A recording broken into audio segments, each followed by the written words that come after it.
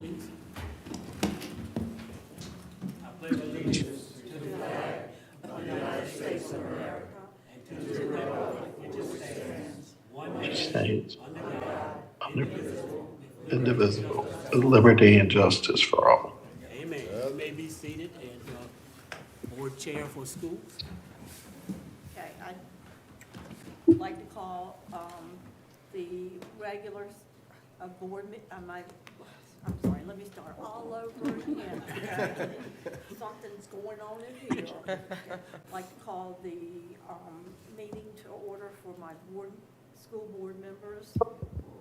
Joint meeting with the Board of Supervisors on new school auditorium issues. Okay. Mr. Chairman, if I might, just for the audience's benefit, this meeting was called together because the school's plans as presented thus far has a 250-seat finished auditorium as part of the construction. And I know that some community organizations asked for a larger auditorium and offered some assistance in fundraising to help fund a larger auditorium. And for whatever reasons, there may have been some waning in that offer of fundraising. And so it's been kind of up in the air of which way the schools would go with this auditorium, stick with the 250-seat fully finished, or a larger auditorium that obviously would cost more and need more public funding. So that's the purpose of this meeting, to talk about the options for the auditorium and hopefully to find some direction moving forward. Okay. Schools? Yes, I can give you a kind of a background where we started. We are in the design phase for the new middle school and high school. And we were given a budget by you all to build that new school. And so in order to stay in that budget, we looked at the recommendations from the state for an auditorium.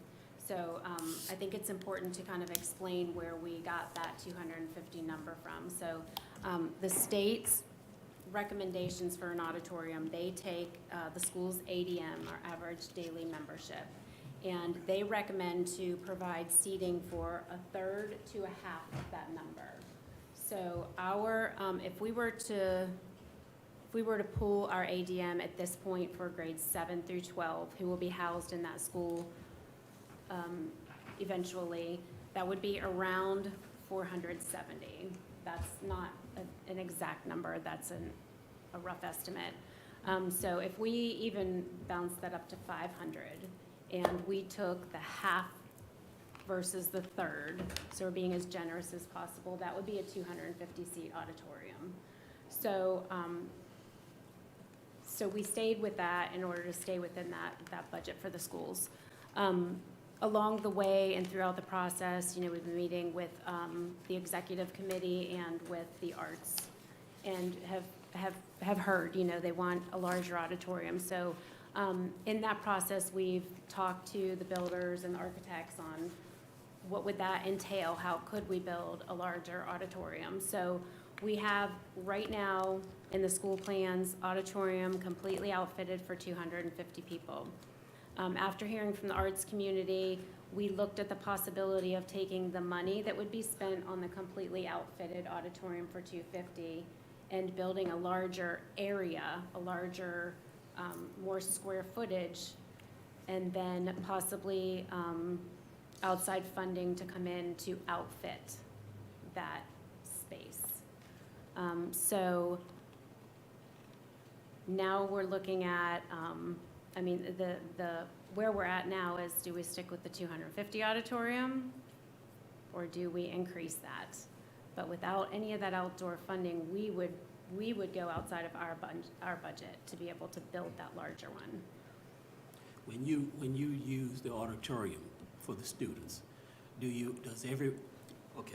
how do you use it? Does you use it by grade levels when you have meetings, or this is where I'm getting at. How many times would you need the full number of students to be in that auditorium at one time? So right now, as far as those grade levels go, 7 through 12, we don't have the auditorium at the high school, so we don't use that. For the younger kids, we use it for grade levels for different assemblies. We also use it for when the arts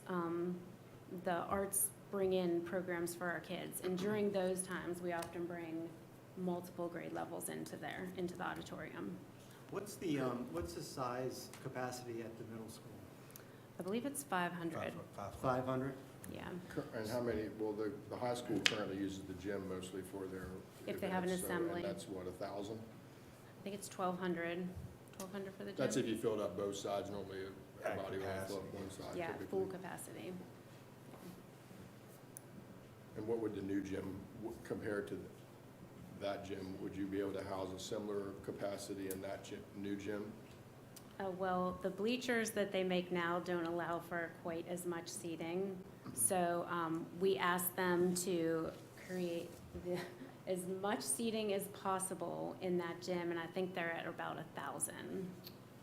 Give or take, Mr. Bowers. So it's similar in size then probably. Square footage wise, Pretty the gym close. would be about the same size, but because of ADA requirements and stuff like that, you would lose Some seating. some seating in there, but it would still be the biggest gym in the northern neck. By far. The new school up the But the road has students would still have 400. capacity to go in that during the day to hold events if you needed to have the student body They in would, one event at a particular time. yes. And a 250-seat auditorium would be good enough for the school's use. According to state recommendations, What yes. is you said there was some difference in cost. What are we talking about in numbers? Have they given you any idea? The difference between a 250 seat and a 500 Yes. finished? 500. So we've talked you go Yeah. ahead. Conceptually, yes. We're still waiting to hear some firm numbers back from what they presented us with so far. We haven't gotten those firm numbers. What are the Yeah. unfirm numbers? What are the unfirm numbers? Yeah, I really don't know. If I had an idea. Basically, and I hate to overgeneralize, but it would be about $1 million to build the 250-seat auditorium. That's currently within our budget, give or take, It's $1 million of the total budget. to of the build total budget of the school. to build that. Completely outfitted. Completely outfitted, and that's The including. difference- So yeah. what would it be to expand Would it be that? another To- million? to, It would, finish? Okay. it would. And it's not to finish. It would cost us $1 million more just for the square footage of that show. So to get to, that number is 625. The larger auditorium is 625. The arts community wanted a 750-seat auditorium when we met with them. And we sort of went back and forth with that number. But 625 works with the size school that we're building for our students. How many seats are in the Northumberland auditorium? I don't know. Is that larger than the middle school? Yes, definitely. So that's at least 750 then, right? We heard 800 from the 800, audience. Okay, yeah. One thing I just heard Mr. Palin say, and I kind of, I hope I didn't take it the wrong way. You said, and that's good enough. And I don't think we want to build something that's just good enough. So I hope, when you said that, you wasn't mean that we just going to build something just good enough, because we don't want to build something just good enough, I remember saying. Yeah. That's, so we don't want to just get by. That's what I'm trying to say. We want to build the best we can build with the amount of money we got to spend, so. In the current renovations of the middle school, there's no renovation going on at the auditorium. That's correct. No. So I think one of the things we got to keep in mind with that current auditorium is, That needs to be renovated. that's what I'm gonna say, that's got an age problem with it already. So if we gonna build an auditorium at the new school, we need to keep that in mind that hey, are we building something that's gonna last us, 50 years? Because certainly the middle school is already aging out. Well, my vision for the new school is that it's not just for education, it's for the entire community. So I don't want to base the size of our auditorium on our average daily enrollment. I want it to be something that the community uses because the community's paying for it. And I'd love to see it filled every weekend with activities. Well, the hope is too, that that number will go back And that way. I think it will. Right. I think- Hopefully. Yeah, I think our numbers will go up. We're doing some special things in this county, and we have a lot of work to do yet. The number that you throwing out, Travis, 625, that's not completed though, right? That's just, is that completed? That's seats. That's That's seats, 625 625 seats. 625. And the So it's million- 625 seats, 2.5 million or whatever it is. That's a tougher thing to sort of pin down, Mr. Lee. And, what's been tossed around a lot over the past few months as we've been going through this is the $2 million difference it would take to outfit that auditorium. So what we've been dealing with is not so much the square footage and building the space. We haven't focused on that. It's what would it take to outfit that auditorium? We've been trying to work within the budget that the county's given us. The school's been doing everything we can to stay within that budget. That $2 million is what it would take to outfit that larger auditorium. And that's what's sort of been bouncing around, since we've been meeting with the arts group. So you're basically saying it's about $1 million difference over the budget if you go Well, with the larger no, one? we need to clarify that. So when Travis said $1 million, that's to build a larger space, but Sure. that's not to outfit it. Over, To yeah. outfit it, we're talking $2 million. That's correct. To build it larger and completely outfit it It's 2 million. to But 625 seats. I think what Jason is asking, I think I'm saying this, to build the 250, it's $1 million, right? Correct. And So that's so within our another budget. million and a half.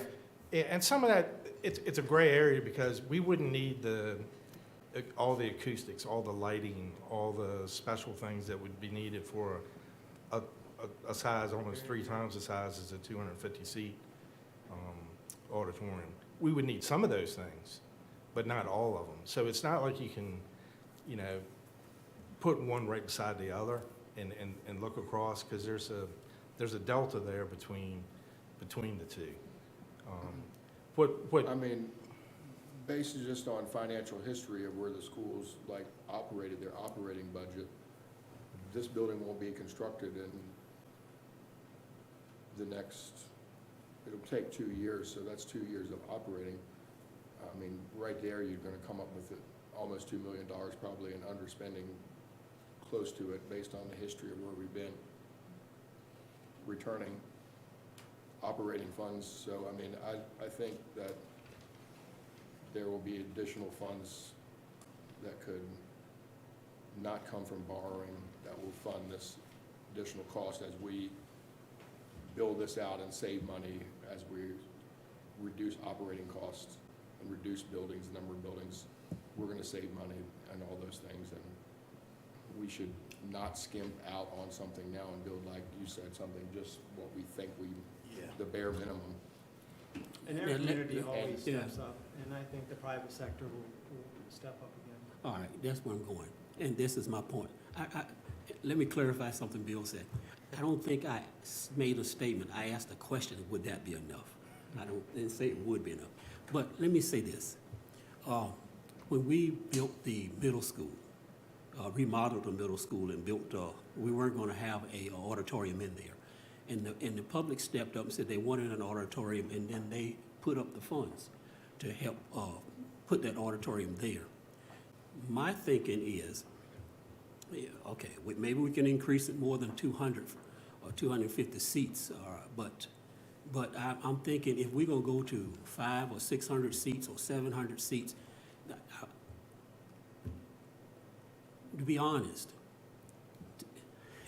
to be honest, I think that's a little more if we just talking about for the students, all right? And and we're talking about building it so the community can use it, that's good, all right? I'm in favor of that, but I think the community should have some input as far as, or should support funding for that, additional funding, additional building in size. That's where I'm coming from on that part.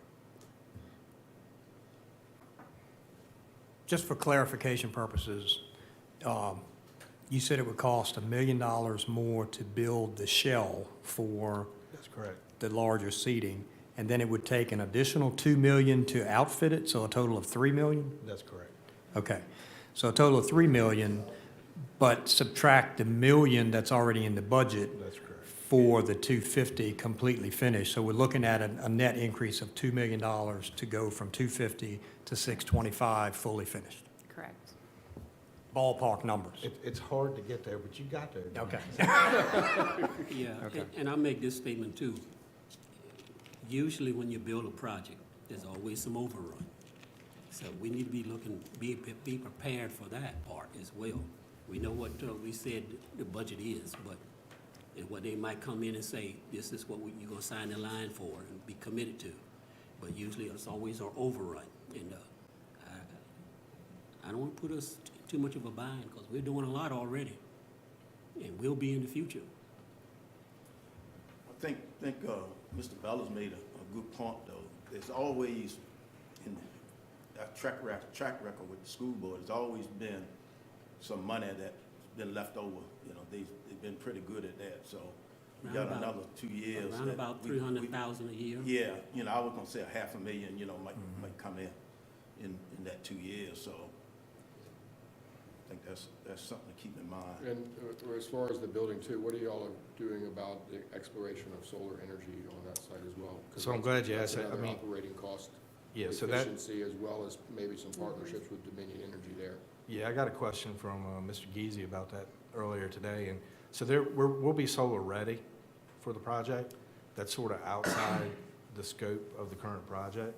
So if the county decided that they wanted to enter into a geothermal solar package, we could certainly do that outside of the scope of this project. Again, we were trying to stay within the constraints of the budget that we were given. So I would imagine a package will be presented over the next few months that would encompass, what would it take to include solar and geothermal into the project? Yeah, I think we should at least have an idea what that is, because then I think we can use that as leverage with Dominion. Right. It doesn't change what they call all the systems within the school. It'll be a water source heating system, heating and cooling. It just changes when you go from the geothermal piece of it, are wells that are dug around the campus, versus having equipment beside the school. So it's just sort of it doesn't really change a whole lot of stuff that's happening inside the school. It just changes some of the equipment that's outside the school. So we'll circle this all back around. What exactly are we asking for tonight? What are we trying to get out of this meeting? Before we get there, let me ask, Mr. Geezy, you have anything you want to say? He's there? No, I have hit on it right now. I know it's hard to communicate this way sometimes, but, it looks like to me between the savings that we could realize over a 2 or 3 year period, and if we can get some buy-in from these community groups, everybody doesn't need to put in the whole amount, but if we all do our share, looks like to me we could get to this. That's just my opinion, my thought. But to me, it's like I expressed to Don the other day. To me, the 250-seat auditorium doesn't get us a whole lot at the school. To me, I feel like we're really shortchanging ourselves with that. And I'd like to see us try to get there, but I also know we got to stay within our budget numbers and make that work. I'm a numbers person, so I certainly feel strongly that way. But that's sort of where I am. I think we can get there, but I think it's going to take all the parties to come to the table and try to make this work if we want to see it happen. All right, thank you, Mr.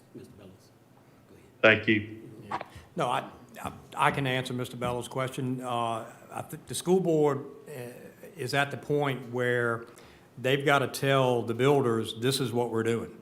And so the purpose of this meeting tonight is to get direction from the Board of Supervisors, the funding body, that, if they tell them to go with the 625-seat auditorium fully finished, we know it's going to cost more, and you all will fund it. So I think that's what we're looking for, some direction from the Board of Supervisors, whether to stick with what we have or to go larger. Well, I'll just,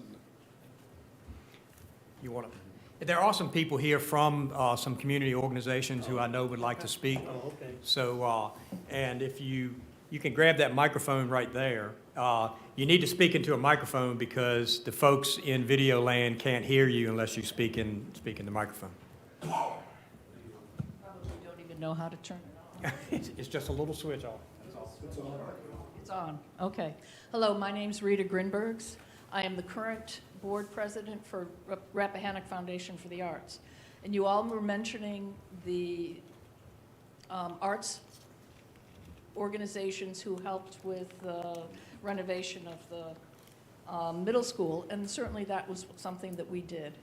And since then, we continue to provide arts programs in the school for the primary school students and for the middle school students, besides our on-stage productions for our adults. This year, we worked with Jessica, and we have brought in some students from the high school, because we haven't been in the high school, because the programs that we have given in the high school in the past were in the gym. And unfortunately, there's a gym mentality. So they were not very successful. So we are very excited about this new auditorium. We are committed to support the auditorium project and look forward to coming forward and with a public-private partnership. Donna McGrath is our arts RFA administrator. She's got some packets for you about what Rappahannock Foundation for the Arts has done in the community. And Jim Arison is our numbers person, our development committee chair. So I'm going to leave it to him to tell you how much we're ready to commit. But thank you for the opportunity. Thank you, thank you. First time I've been before this August audience.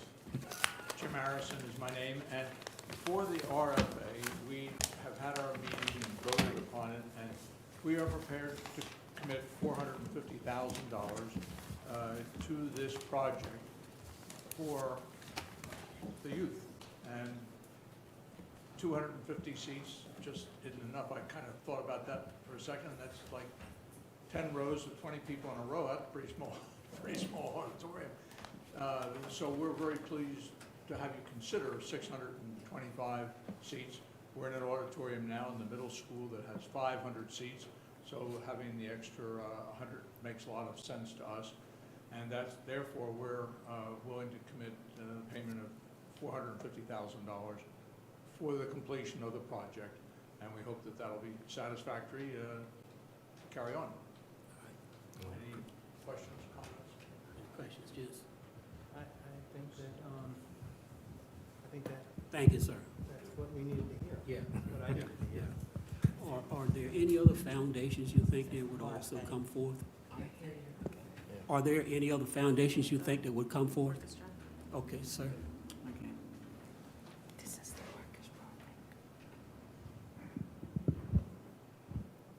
Good evening. My name is Bob Hood. I was a board member and executive vice president of the Northern Neck Orchestra for 3 years. I have been vitally interested in this project. When the proposed school was initially advertised, I set about to try to understand what all of the auditorium specifications were in the state and beyond. I've visited many schools, talked to architects, acoustics people, and so forth.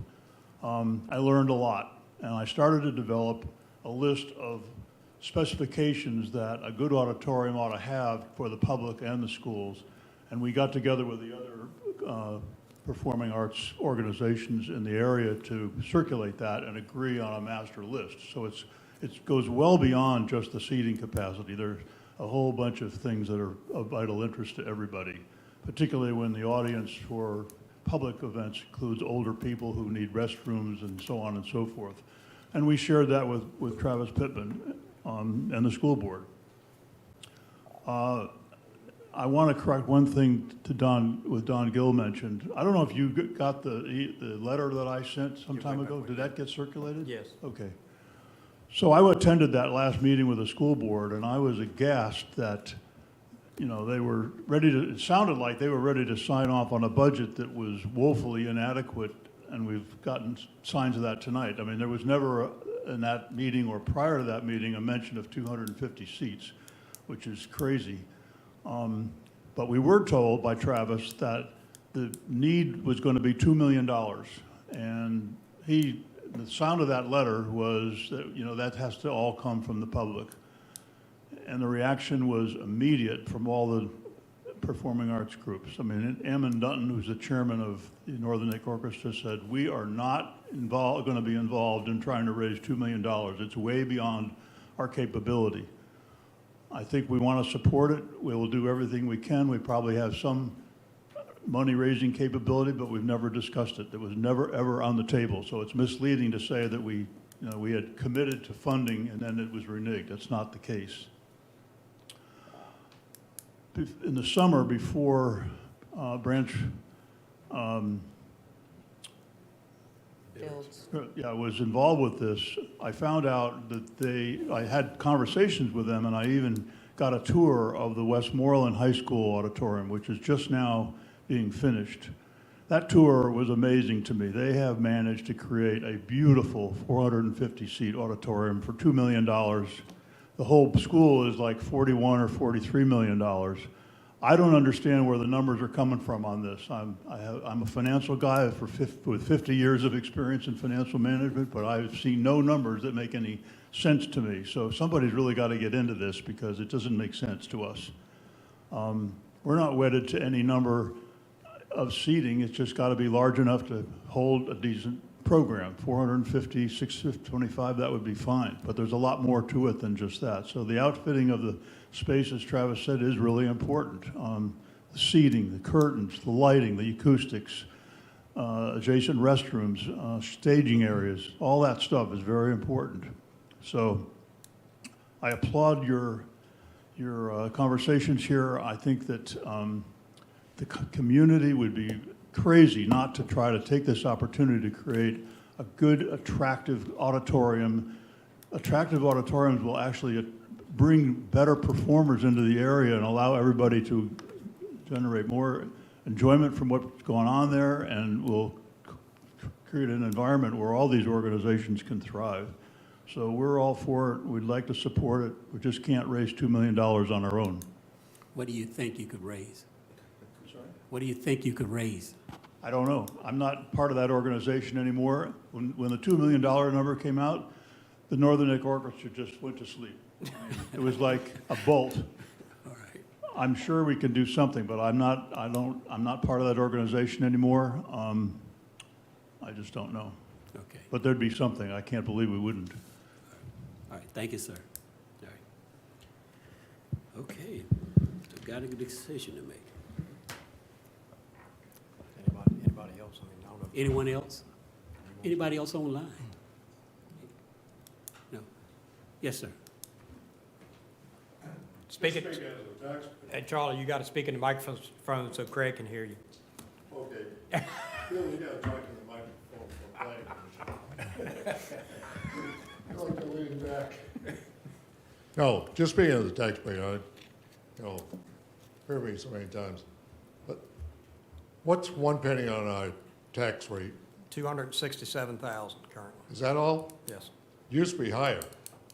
No, that's what it is, 267,000. Okay, it'll probably go higher too when we get the It probably will. reassessment. Yes. Okay, so the taxpayers ought to go, because it's the taxpayers, so 1 or 2 cents on the tax rate should be considered is for 1 year. It's, we're talking what do you do over a period of time? How long is this project gonna be paying out? Figure it out. I think we can do it for a penny. It's a 30-year bond. 30 year? How many $1 million is that? 60. 1 cent? Okay, you do it. Thank you, sir. I think it can be sold to the people. Any other input? For the middle school. All right. Gentlemen, y'all got anything else? you wanna say? But that was just more We can if you want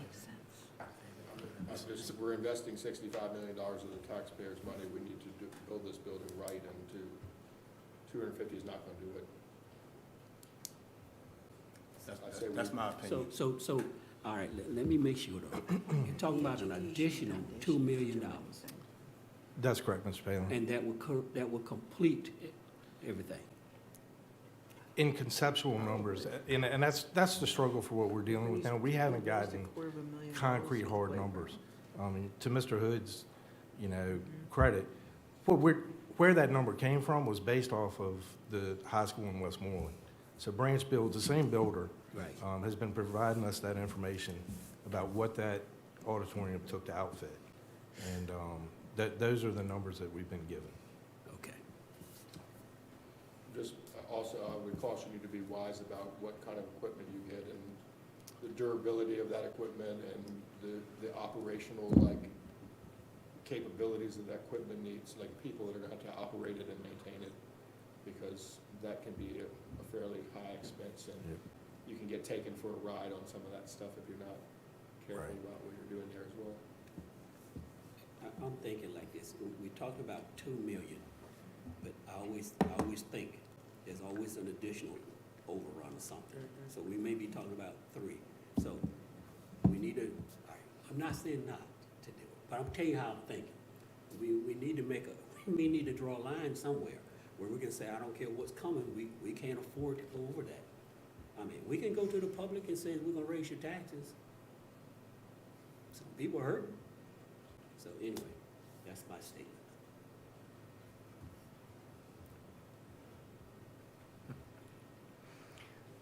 Well, we don't have any concrete numbers right now. No. It's just estimate. So, like I said, I think the school board is just looking for some direction from the Board of Supervisors All right. into which of these options. So they're looking for something that they can sign a contract, say, we're gonna do this. Correct. So And you we're need at- a- we're you at need the a point- A verbal commitment from this board? Is that what we need tonight? I would, I think that's what they're asking for. just a Yeah. verbal commitment? Yeah. We're at the point in the design process where they need to know what size That shell's going to be. that made. shell Yeah. is going to be. Correct. So they Right. can send And- that information out for pricing. Right. And work towards that concrete number. All right. I mean, I can share with you, and we've got a few other slides here to go. We can probably skip the, All right, let So- me but- throw this question out though. If we give you the verbal to go ahead and they start that's fine. designing and it's coming back and we say that's too much, can we back out of it? Or back off some?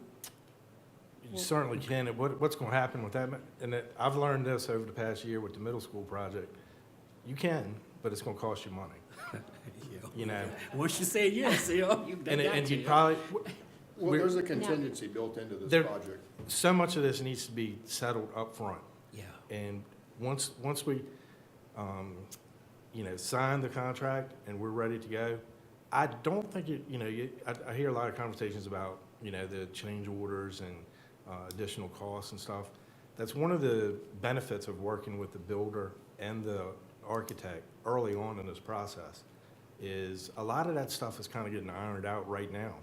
Even before we get to contract, they're working through some of those things to avoid, they don't want to have to deal, they don't want to run into those things as well. They want to get in there, get the job done, get to the next project. Well, those are one of the benefits of going the route of the PPEA too. Yeah. And I think the board should understand, the school board's taking careful consideration. It's been about the budget the whole time, from the very beginning. Yeah. We were very conscious about, what we had to work with, and I feel like they've made some tough decisions with this. It all hasn't been about, the auditorium. We've got a gym, we got a degree of separation that we need to have with the combined class sizes that are gonna be there. There's a lot of considerations. Mr. Lee's sat through a lot of those meetings. Auditorium's a piece of it, an important piece. When you look at, when you see the final prints, we've got a very big gym. Yeah. We've got hopefully have a very big auditorium, and it's got a school on the back of it. And Well, that's been a careful balance, trying to be sure that it is a community center, but still house everything that we need to move forward Well, with education And as a well. taxpayer, to Charlie's point, as a taxpayer, we need to concentrate on the school part just as much as we're concentrating on athletics and the arts. And we need to step that up. At the end of the day, it's about investment of the taxpayers' money, and it's a 50-year plus investment at least, hopefully longer if we build it right. So, I mean, we need to think about that. And Well, I'm in favor of moving forward with the 625. I do not want to, we've sat here over the years and people have criticized past boards or whatever for not doing what they should have done from the start, or like, oh, we'll finish that later, or we'll do this later, and it never happened. Or it took another 20 years for it to happen, and that's just unacceptable. At this point, when you move into that, when the kids in the community open the door in that building, they need to have the same wow factor as when people walk into Westmoreland High or Northumberland's new school system. So I agree with that statement. My only thing is, I believe the community should come forward and put some funds into it, like the arts and those. and they've pledged that, and I think they will, and they'll do every effort they can to raise that and more money, I'm sure of it. If they could come up with $5 million, I'm sure they'd come up with that, but they're gonna do their best to come up with the biggest portion that they can, and I have no doubt that this community will stand behind having a great arts. We have a rich arts community in this community, and so I feel like everyone's gonna be on board. And I've always liked what the Northern Neck Orchestra have done in the middle school auditorium. And speaking, I mean, to touch on that real quickly, I mean, we met with the arts community several times through this process, and it's not just the size of the auditorium that was, you know, the actual number of seats, it's also the stage. And so the stage that will be in this will be, you know, almost 50% bigger than the one that's at the middle school. So there's a lot more square footage for a full orchestra in this. Along with that, there's also all kinds of other stuff that can go along with stages, such as dressing rooms and rooms that go along with the stage performances. Will all that be included in this? Yes.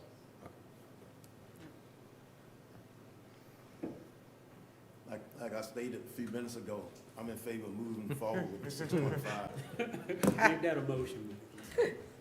Make that a motion. I make a motion that we give the school board authority to move forward with the 625. All right, you've heard the motion. All in favor, say aye. Aye.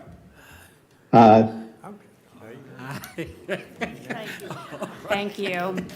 Unanimous? All right. There you go. Okay. All right, so you have the approval. All right. We'll move Okay, forward thank you. with That's what we 625. needed, All the right. direction to go in. All right. We'll get to work. Sharpen those pencils some more. Yeah. That was really the only purpose Operating of this conservancy. meeting, so. And thank you, Rita. Okay. I encourage you all to go down and look at the Westmoreland High School auditorium. We The whole school, it's really a nice piece of work. And Yeah. Brent builds, they know how to build it, you just gotta tell them what to do. Yeah. All We've really, looked- that's one of the specs we Yeah. want. Thank you all. At least 3 board members have been to Westmoreland. We've seen At it. least 3 board members have already been up there. We haven't, but we will. I don't think they've even finished the auditorium over there. So, No, they hadn't, that's right. It was Now, I still will a say, show. I took the full tour of the school, and I was able to see where at the end corners were cut. And it's, you don't get to see those things, but I don't want to get in that situation either. That we get to the end and we start cutting corners. And then you have a room that should be large enough for 5 or 6 officiating guys to go in and change, but it's the size of a walk-in closet. I don't want that to happen. You hear that, Travis? I hear. And I mean, through this design phase, I mean, and we've made some difficult decisions even with the educational piece of it. It's not easy. And I don't think I think if you ask Westmoreland, if we went over and asked Westmoreland, you know, what would you do different? I bet you right now they'd give you a list of 10 things that they would change. But we're just at that critical point. We got to make a decision on which way we want to go with this for the auditorium size. We still have some time on the rest of it, but not much, because Yeah, we're we're sort of moving in under, that design process. you know, What's- things are sped along. What's being proposed for the gymnasium? As far as Gym. seating capacity Seating or, size, yeah. so the size is, it's about 1,000 square foot bigger than the current, but that's a little bit misleading on capacity because the new seats, our current bleachers in the gym are not ADA compliant. So in other words, it's difficult for some older folks, and I'll use my dad as an example, to get up and down the gym bleachers.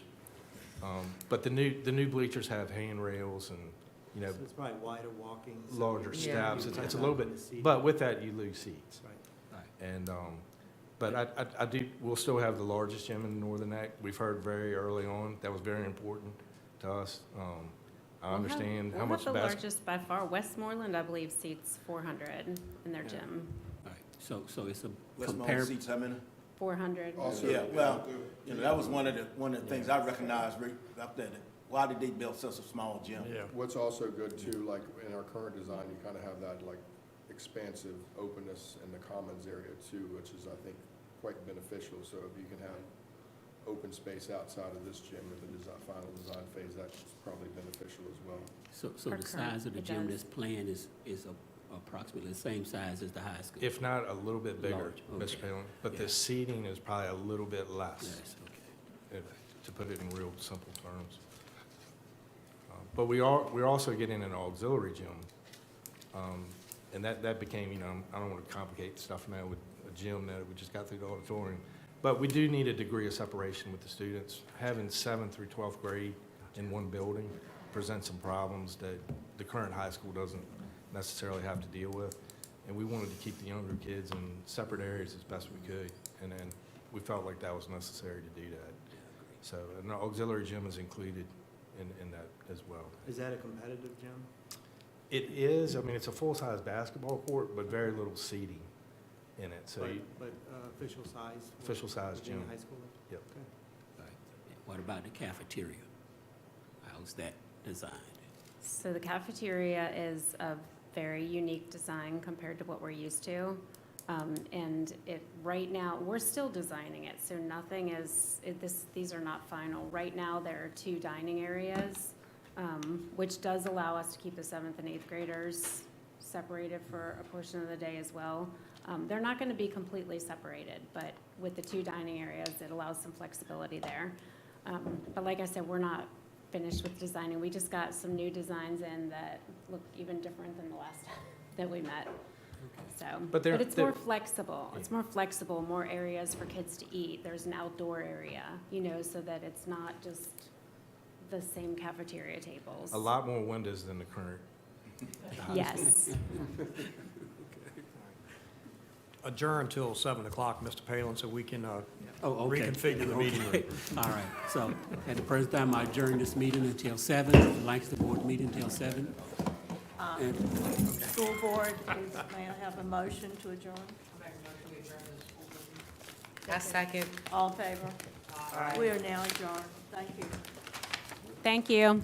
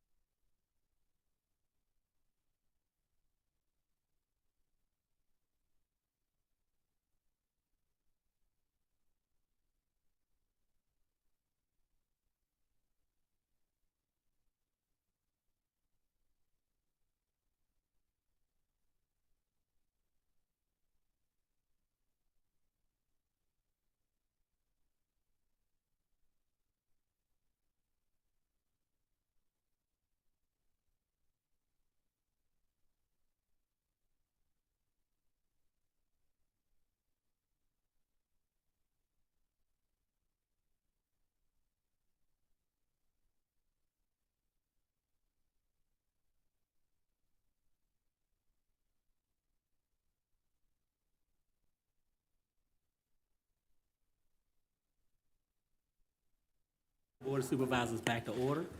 All right, we've already done the pledge. So at this particular time, we have public input. And as a reminder, you have 3 minutes to say what you need to say, so make sure you get right to the point. And when you have a minute left, I will hold up this sign and let you know you have a minute left. Okay, any public input? Yes, sir. Come on up, state your name, where you're from, and what district you're in.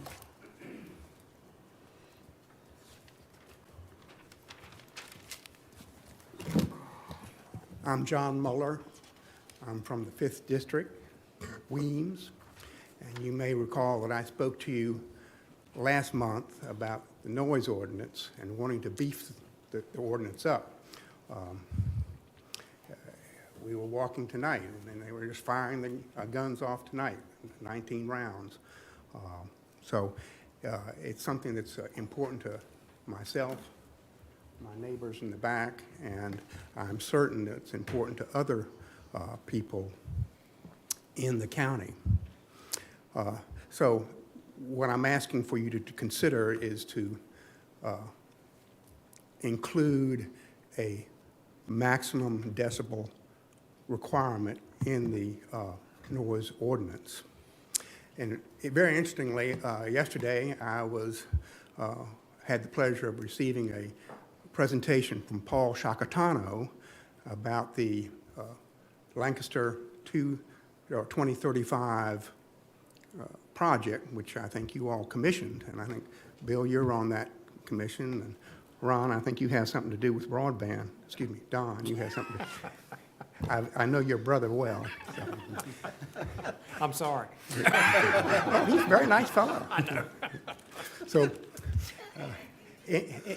anyway, listening to that, I think a beefed up noise ordinance would enhance what you all are trying to do with the 2035 project. It dovetails very nicely in it. You want to bring people into the county. You want to keep the young people here, and you want a safe, to use your tagline, great place to live, work, and play.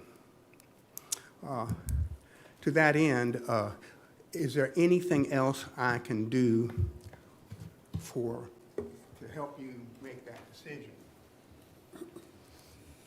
I was going to come back month after month, and we're going to have more people here. But You threatening us? when I get up and talk to people about it, my wife, Thank you.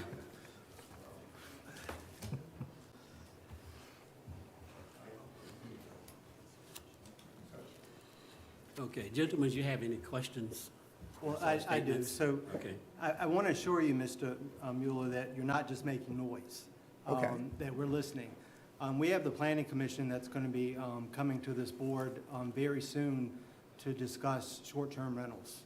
And part of that policing will be noise ordinance and other things, curfews and such. And this falls right in line with what you're asking us to do. So even though we're not making a lot of noise, it's not because we're not listening or we're not working.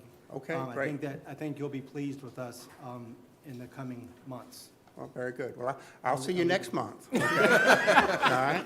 Thank you, sir. All Thank you right. so much. All right. Anyone else? Anyone else? Anybody online?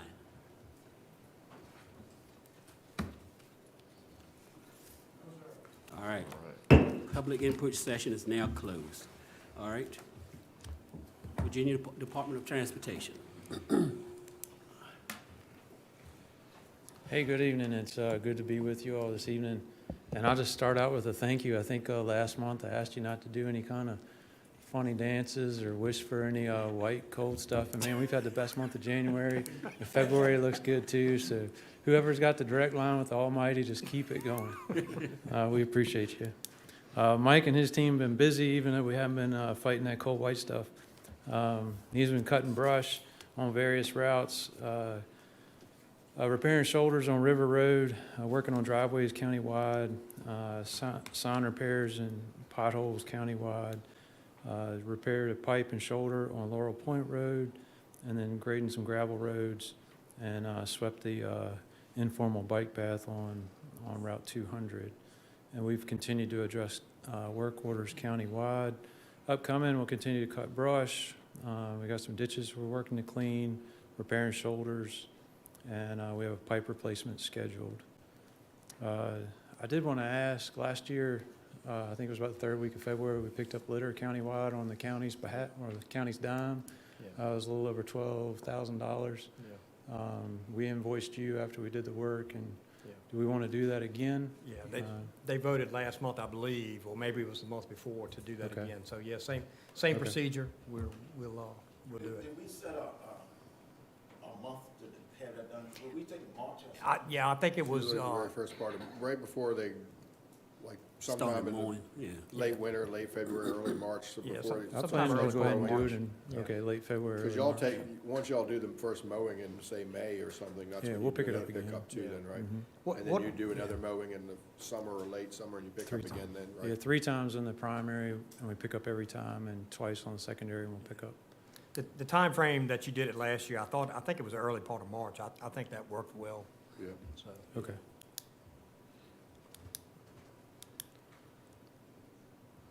On the payment schedule, it's a beast that keeps going every year.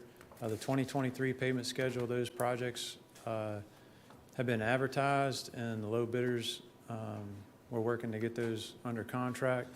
There may be 4 different contractors mobilized in Lancaster this summer during the paving season. We have routes on the latex schedule, Cape Seal schedule, plant mix schedule, and the surface treatment schedule. So there'll be a lot happening down here this summer during the pavement schedule, and I'll add that to my report. I'll add those routes to my report probably next month. Could you ask your counterparts at the Saluda District to fix those moguls coming into the county just before you hit the Norris Bridge? Sure. I'm meeting with my counterpart tomorrow, so I'll meet with him. I'll say, hey, why am I getting this at the Lancaster board for, yeah, I'll talk to him. They had the same kind of issue, and we fixed it over here on our side, because I guess the old concrete that they paved over, it like separates, and it's basically like, feels like driving over moguls. Okay, I'll talk to him. Most of the project stuff that's on the report, there hasn't been any change. If you saw the Commonwealth Transportation Board met last week, and they approved, well, they approved some projects, some Highway Safety Improvement Fund projects. Lancaster had 2 projects on that list. We're going to add pedestrian signals to the existing signals in Kilmarnock. So that's at Route 3 and Church Street, and Route 3 and Irvington Road. So pedestrians will be able to activate a push button and have a phase to cross. So we'll make that a safer movement. We're also paving the shoulder from the end of the 4-lane here, or end of the curb and gutter here to the beginning of the 4-lane. So there'll be some recovery room beyond the white line where there's existing grass shoulder now. That'll be a paved shoulder. Will that be as wide as as Irvington Road from Kilmarnock to Irvington, that extra beyond the white line? No, it'll only be a few feet. Okay. Yeah. It'll be enough to have a rumble strip and somewhere to recover to, but we're not going to push the ditch out. We're not going to do any grading work, so the ditch will stay where the ditch is. I didn't know if we could have another de facto bike lane or not there, you know. They'll have more room, but it won't meet any bike standard.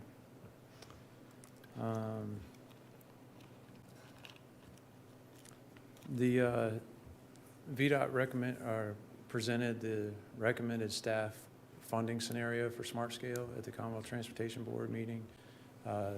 You remember that's a competitive process. All the counties compete.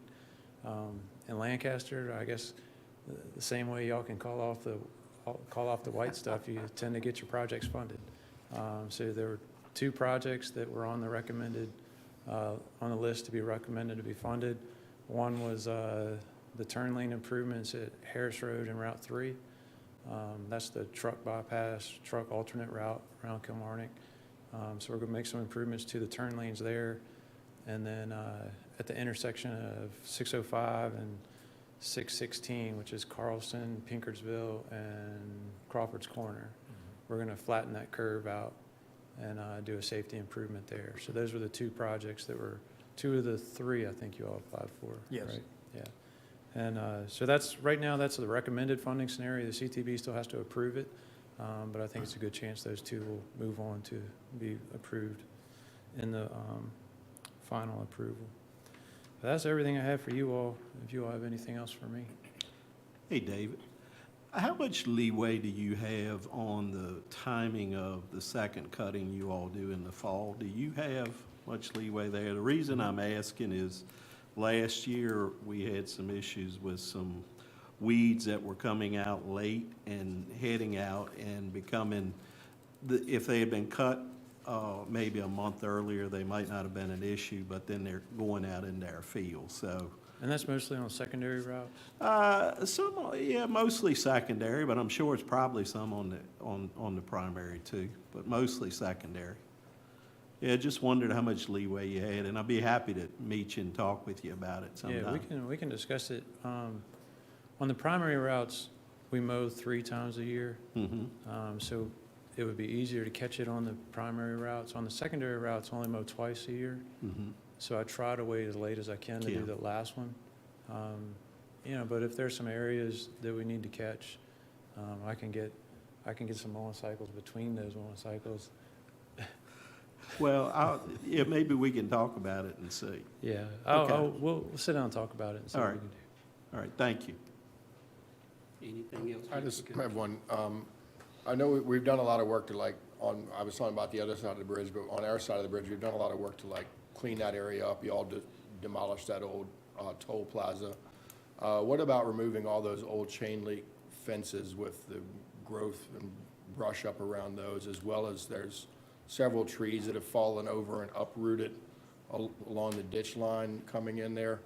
Is there anything we can do to clean up all that and make it look nicer? I think we can work on the vegetation. That stretch right there is actually the only limited access right-of-way that I have in the northern neck.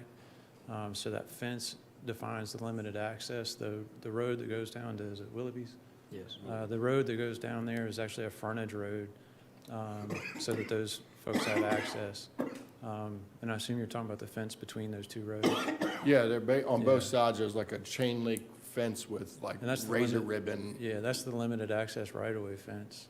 But Does we it have to we be can there? work to get the fence does, It does. but we can work to get the vegetation cleared off of it. Okay. And what do you say, it's a limited access for what? It's limited access right-of-way, so we don't want people walking across it. We don't give driveway entrances within that area. Okay. It's just restricted access. Because, I mean, it doesn't do a very good job because people park and fish down there and throw out trash, and so I don't think it's really doing its job. All right. But you're speaking more of crossing from one road to another, right?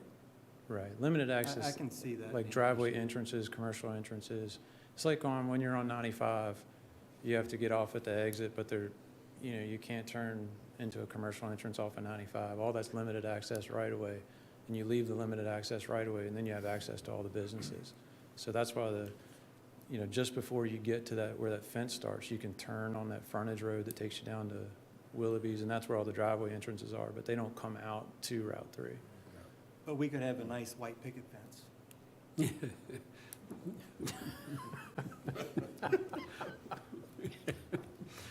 Okay, anything else? I would just say, try to do what you can to Yeah, clean we it can up and work, make it look nicer. I'll ride down there and we'll see what we can do. Because to right clean now, it it up. looks kind of like overgrown and trashy.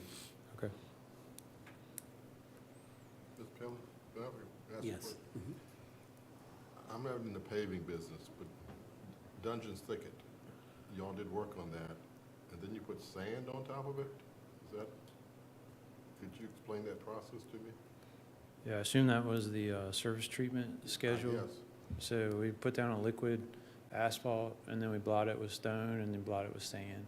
And that just keeps the liquid asphalt from coming through and getting on people's cars. If there's an excessive amount of sand, sometimes we'll come back and sweep it off. Usually there's enough traffic that the traffic pushes it off the road, but Yes, if the it's sand's disappearing now. Yeah, if it's a really low volume road, sometimes there isn't enough traffic to get the sand off the road, we'll go down there and sweep it, but So that, but Yeah, you sweep that one? Okay, so that was done on purpose. yes, yes. And in fact, we found, I'm on the sand, right? I just want- we found that if we use natural sand, it's brown, we get a lot more complaints, but if we use manufactured sand, which is the same color as a stone, we get a lot less complaints, but it's the same, you do the same thing, it's just a different color and people don't see it as much. And so the sand's supposed to disappear. And Yeah, and it's just there to block the asphalt so it doesn't get on people's cars. thank you. Okay. Thank you, sir. All right, thank you all. All right. We're going down to the presentations. Fiscal year 2022 audit. Mr. Duncan, you want to say something, Don, before he comes? No, Mr. Duncan is here. Usually you have Paul Lee. Paul Lee had a prior engagement with another county, so one of Paul's colleagues, Adam Duncan, here is to present the FY '22 audit and maybe answer any questions that you may have.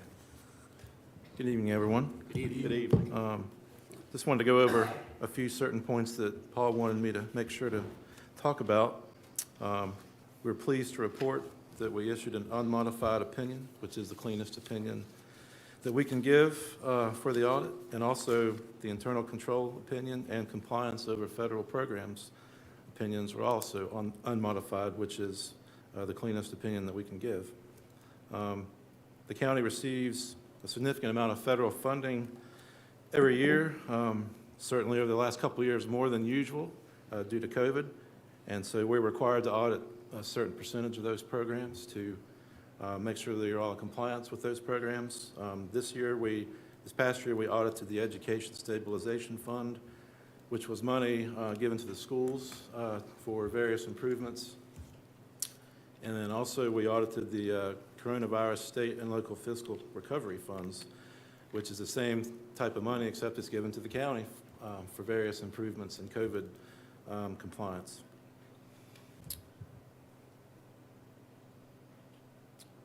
Fund balance, unassigned fund balance of the general fund is $8.4 million. With the operating budget of about $37 million, that's around 23% of undesignated fund balance, which is a good position to be in. The forecasters like to see 20 to 25%, so you all are right in line with a healthy fund balance position. That does not include unspent ARPA funds, which, as of the end of June 22, there was $600,000 that you all had but had not spent yet. And also the second half payment of those ARPA funds of another $1 million, I think, probably came in last month or so. In August. Okay, in August. The tax collection percentage was 101%, so the treasurer is doing a great job of billing and collecting taxes, both current and delinquent. So that's, I think historically, that's averaged between 99 and 101%. So basically collecting nearly all of taxes assessed.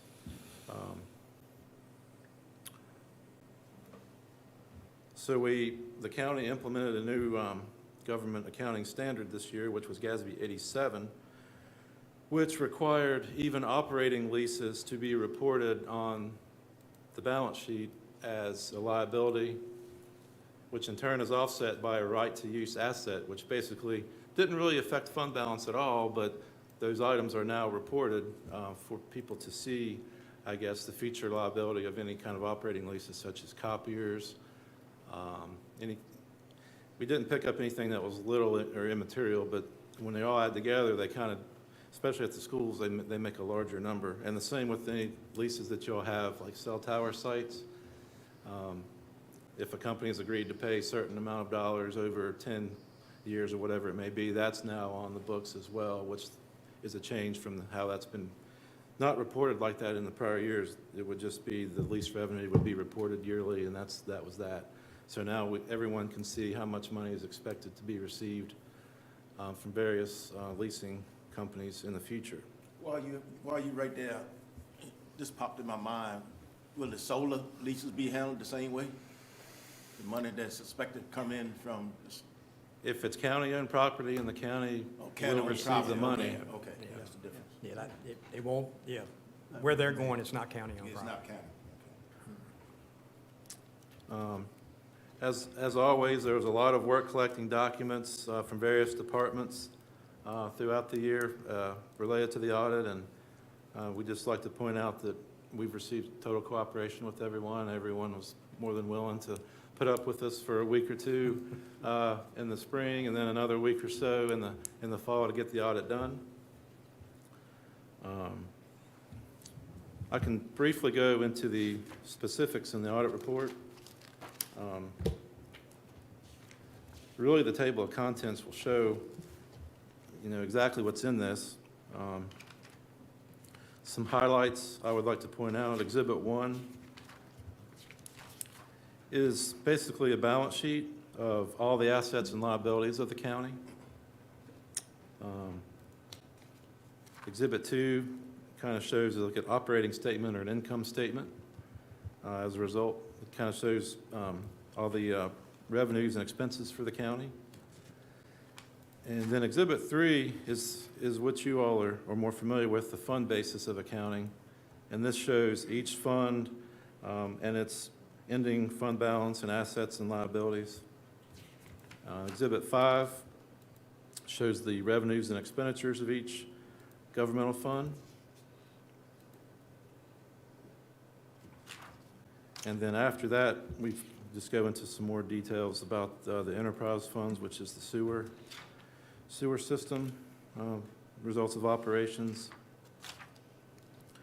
Fiduciary fund, which is the special welfare that was dollars held for the community. And then beginning on page 24 is the notes that goes into great detail over various components of the report. I would say for you all to peruse those at your leisure and just contact us directly for any specific questions that you may have. There's a lot of information in there. I would be here all night if we talked about everything. Exhibit 12 is a good exhibit. It shows the original and budgeted amounts, and so kind of the results of the year compared to what was budgeted. And down at the bottom, you'll see there was a 3.6 million positive variance, which means more revenues were collected and less expenditures were made than budgeted. And when those net it together, it's about a 3.6 million positive.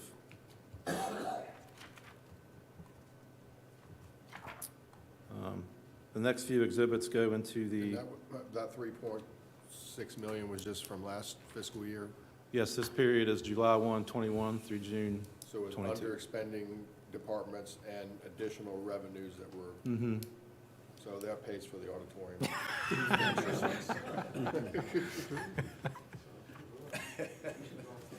The last couple of schedules I would like to just make you aware of. Schedule 1 lists all the revenues in detail for the county, along with the original and final budget. And then Schedule 2 does the same thing, except great details over each expenditure line item for the county, with, also compared to the budget as well. Then the rest of the audit is some statistical tables. It has 10 years of history with trends. That's all I have. If anyone has any comments or questions. Any comments there, questions? Thank you. Thank you. All right, thank you, sir. All right. Thank you. Mr. Chairman, I think it's customary that you all make a motion to I accept. move that we accept the FY22 audit. Okay, you've heard the motion. All in favor, say aye. Aye. Unanimous vote. Don? Yes. Mr. Gill, thank you. And express our sincere thanks to the other department heads and others that are involved with this. Absolutely. That was an Really excellent know. report, yes. Okay. Broadband Authority update. Attorney Craddock? Good evening. How you doing? Well, I have some good news to report. On the APB Dominion project, APB is scheduled to begin its construction of the last mile to the individual houses in the end of this quarter or the beginning of next quarter. They'll begin once Dominion is completed, the middle mile. But Dominion is moving along so quickly on that they think that they might complete the entire project ahead of schedule. That's what APB said, not me. So I'm going to keep my fingers crossed. So as you probably remember, the scheduled completion is at the end of this year. And so maybe it'll get done. It's like a Christmas present or something.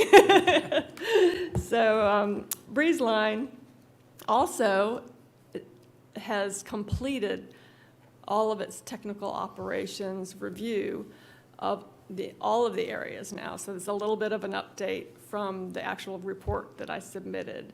So as of Tuesday, all of the areas in Breeze Line's VADI grant are complete and are technically operational and are in the sales and marketing department. So now that's 300 plus residences that will have that opportunity to sign up for Breeze Line's services. And with the financial aid that's available through the government money and so forth, they'll work through with Breeze Line to obtain that. So is Breeze Line doing some kind of campaign to let these residents know that? yes, so now it's turned over to their marketing and sales. So they're doing the flyers on the homes and other marketing things directly to those homes that are, they'll be serving. Yep. And then as far as the CARES Act fixed wireless, BTS is up to 275 homes, and it is stable and operating very well. We think that's going to kind of level off now that Breeze Line's completed its project and APB, so that's always been kind of a temporary, maybe, I mean, BTS wouldn't like to hear that, but yeah, maybe some people want to stay with the BTS service, I don't know, but, that's a good thing, though. So we have those homes that are being served, and they're working well. Well, was there still some question when we were talking about that? Are they ultimately going to be served by the fiber from? Yes, because wireless was not. Because I think we, as a board, thought that as sort of a temporary stop. Yeah, that's what I was saying, yeah. We'll simply stop that service and start getting revenue again from the telecommunications instead of. Yeah. Will we really stop it, or are we gonna? I don't think it's going to stop. If those residents want to continue using their service, I think that will be available to them. And we're actually working on. Yeah, I think the issue is how do we transition from the county being the entity holding the lease on the tower, transition that to BTS, who will have it in the future to service his customers moving forward. So, and I know the Broadband Authority is working on that now, so. Yeah, but those homes will have the fiber available to them, ultimately. So you're right, that was a kind of temporary fix, so to speak. And then the residents can choose for themselves what service they would like, which is good because that means we have competition. The other little thing is the LCBA. We've decided to start meeting every other month just because we're just having updates now that construction's underway. And if there's any kind of something that needs our attention, of course, we'll call a special meeting. And then lastly, we are working on identifying candidates to submit to you for the open position on the board that was left due to Dr. Silverman's departure. And we're collecting resumes. We have a number of people who are interested. We'll interview them, and then we'll give you our recommendations. Do you have any questions? Thank you. Thanks. Thank you. School renovation, Superintendent Davis, Mr. Pittman. Thank you for having me. Got a few slides to show you guys on the progress at the school. My laptop froze up there for a second. Hold on. Glenn, you gonna give me PC2? There we go. So the last few months, we've been real busy at the school. It was sort of a big moment when we sort of switched the school over from one side to the other, including the administration part of the school. We were busy a lot of days during the holiday, getting some things moved out of there and moved around, but we're making some good progress with that. Part of that included the traffic change, and I believe that's the first few slides on this. You want to go? Yeah. Okay. So what we did, we returned the buses. For the first semester of school, the buses were sort of parking up near where it says area for construction on that. And we were able to move them back to the bus loop. It's a lot safer, more direct access right into the school, and able to get the buses away from the construction area of the site. William Wells, the site contractor, completed the site work to a point. He's not finished with it yet, but to a point where we could allow 2 lanes of traffic to circle behind the Early Childhood Center. And a lot of speculation about how that would go and if it would even work. And Timmons, our civil engineers, assured me it would, and they were right. It did work.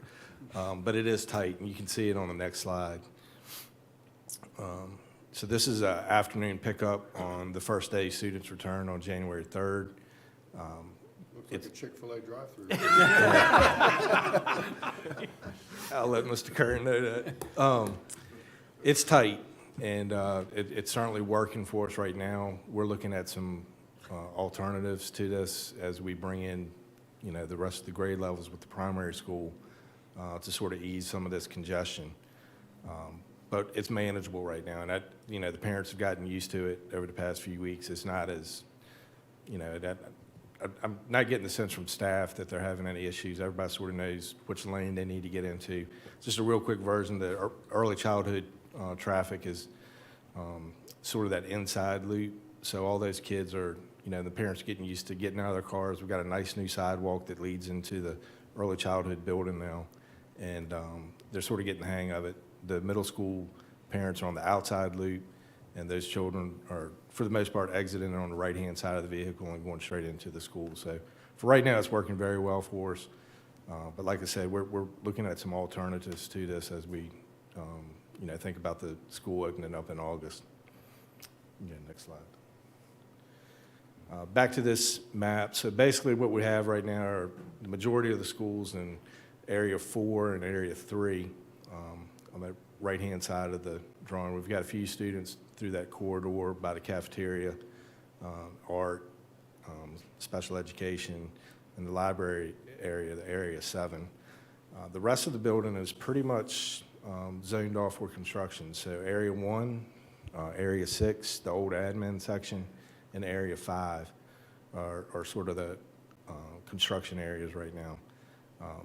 Again, it was very important for us. Branch, if you look on the schedule, you can see Area 6. This was their original schedule, and it shows up on that. Originally, Branch didn't want to move out of that area until Area 1 was completed. And we sort of pushed them. We were like, no, we need to get you guys out of that area so we can get working in that area with the hopes of having the school opened up in August. And the admin was very supportive of that.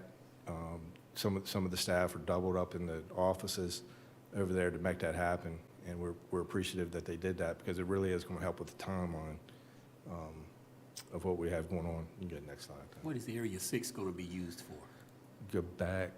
So that's what you're looking at on that drawing, Mr. Palin. It's kind of hard to read on that, but there are 2 kindergarten classrooms.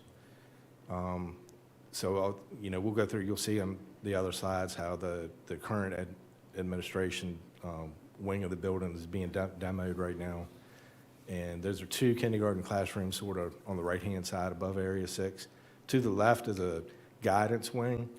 So there's 2 offices with a common area, and there's also an electrical room.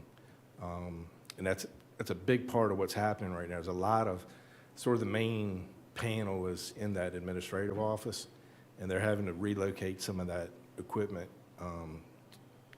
over into a new electrical room. So there's a lot of work going on with that. Also with this, one of the other things that they wanted to do with the renovation is a lot of times the public came and didn't really, you could come into the middle school and not know that we even had a courtyard, if you were going into the auditorium. And right above that A in area that's a big wide corridor that will take you out to the courtyard. So it sort of opens up the not more natural light into the building, and just makes the courtyard a lot more accessible. And you're working with the drainage in that area as well, right? Very much so, yeah. We did that over the summer before the students returned. That was the courtyard area was the first area that we wanted to work on after we demoed the old sixth grade wing. So basically that's completed and done at this point with a good drainage.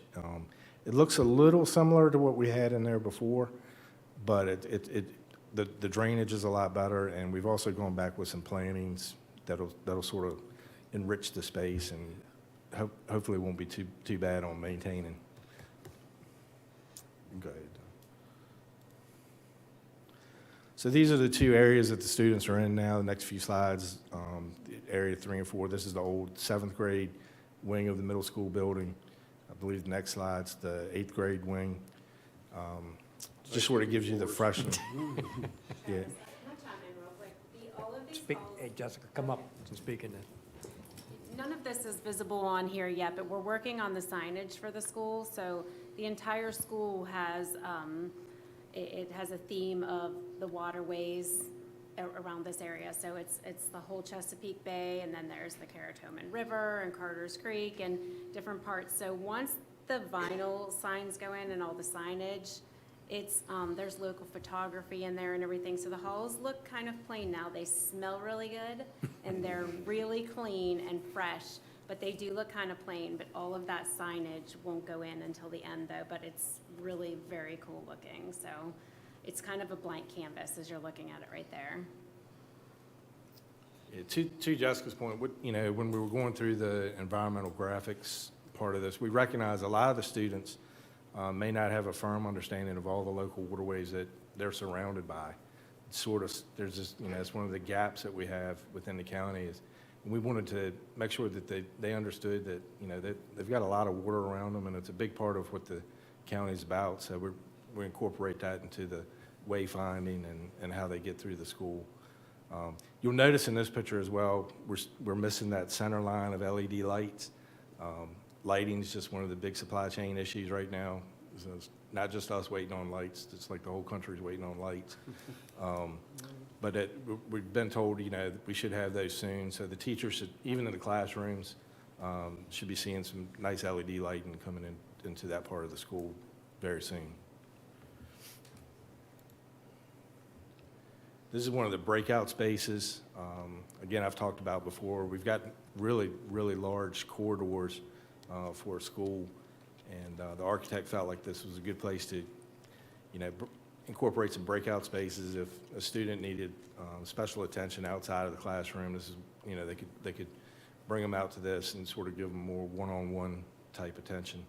And so we've got smart TVs in a lot of these locations. We mounted 2 more of these today, and there'll be some nice LED lighting and some furniture that we need to incorporate into this as well. But just gives you an idea about how some of these spaces within the corridors can be used. This is one of the classrooms that the students in, just to give you an idea about, some of the new furniture that we've got in. These desks can be reconfigured. Admittedly, it is a little tight in some of these classrooms, and it's sort of represented in this picture. But not all the classrooms have this many students in it. And these desks can be configured into, round shapes or U-shape type thing, depending on what the teacher's working on. All the classrooms have smart TVs in them. And you can see in the corner, that's sort of the new furniture that we've gotten for the teachers. We're getting away from the larger desks to more of a mobile, smaller type desk for the teacher. She has some, like a file cabinet, she can have some personal belongings and stuff like that in. But it's a little bit different setup than what the teachers normally had.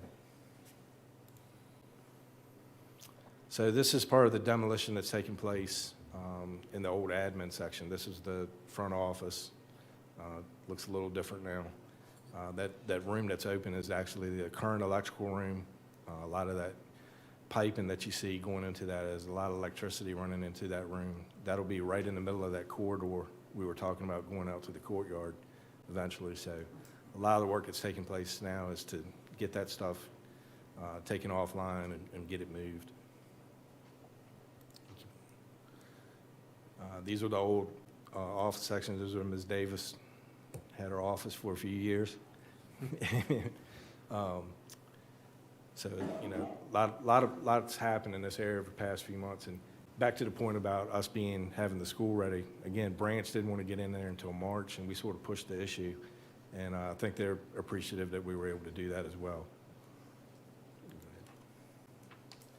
This is the old fourth grade hallway.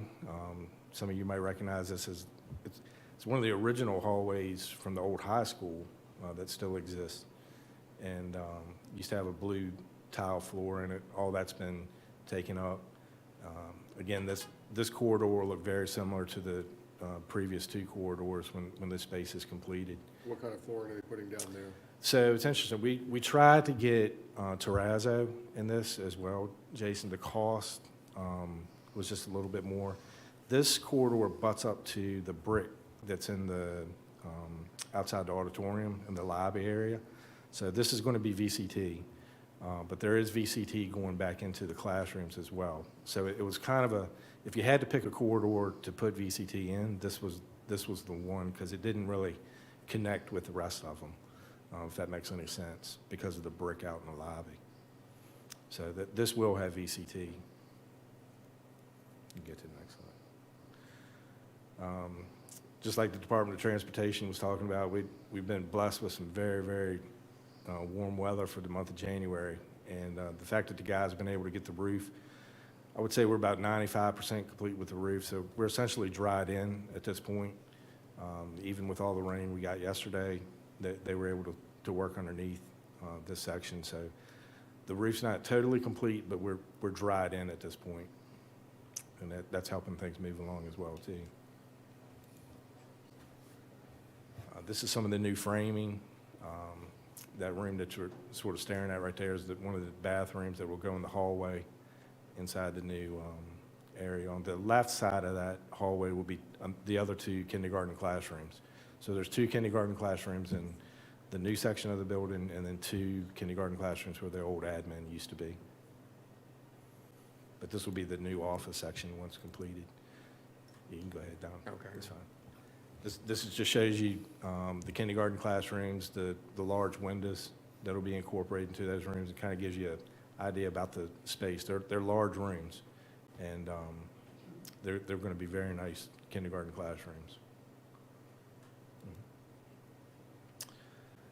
It's been my little favorite project over the past few weeks. During Christmas break, right after Christmas, we were finally able to get the playground installed at Early Childhood. It's been sitting there since last summer, so we were glad to finally get to a point where we could put that in. Next few slides kind of shows the progress through that.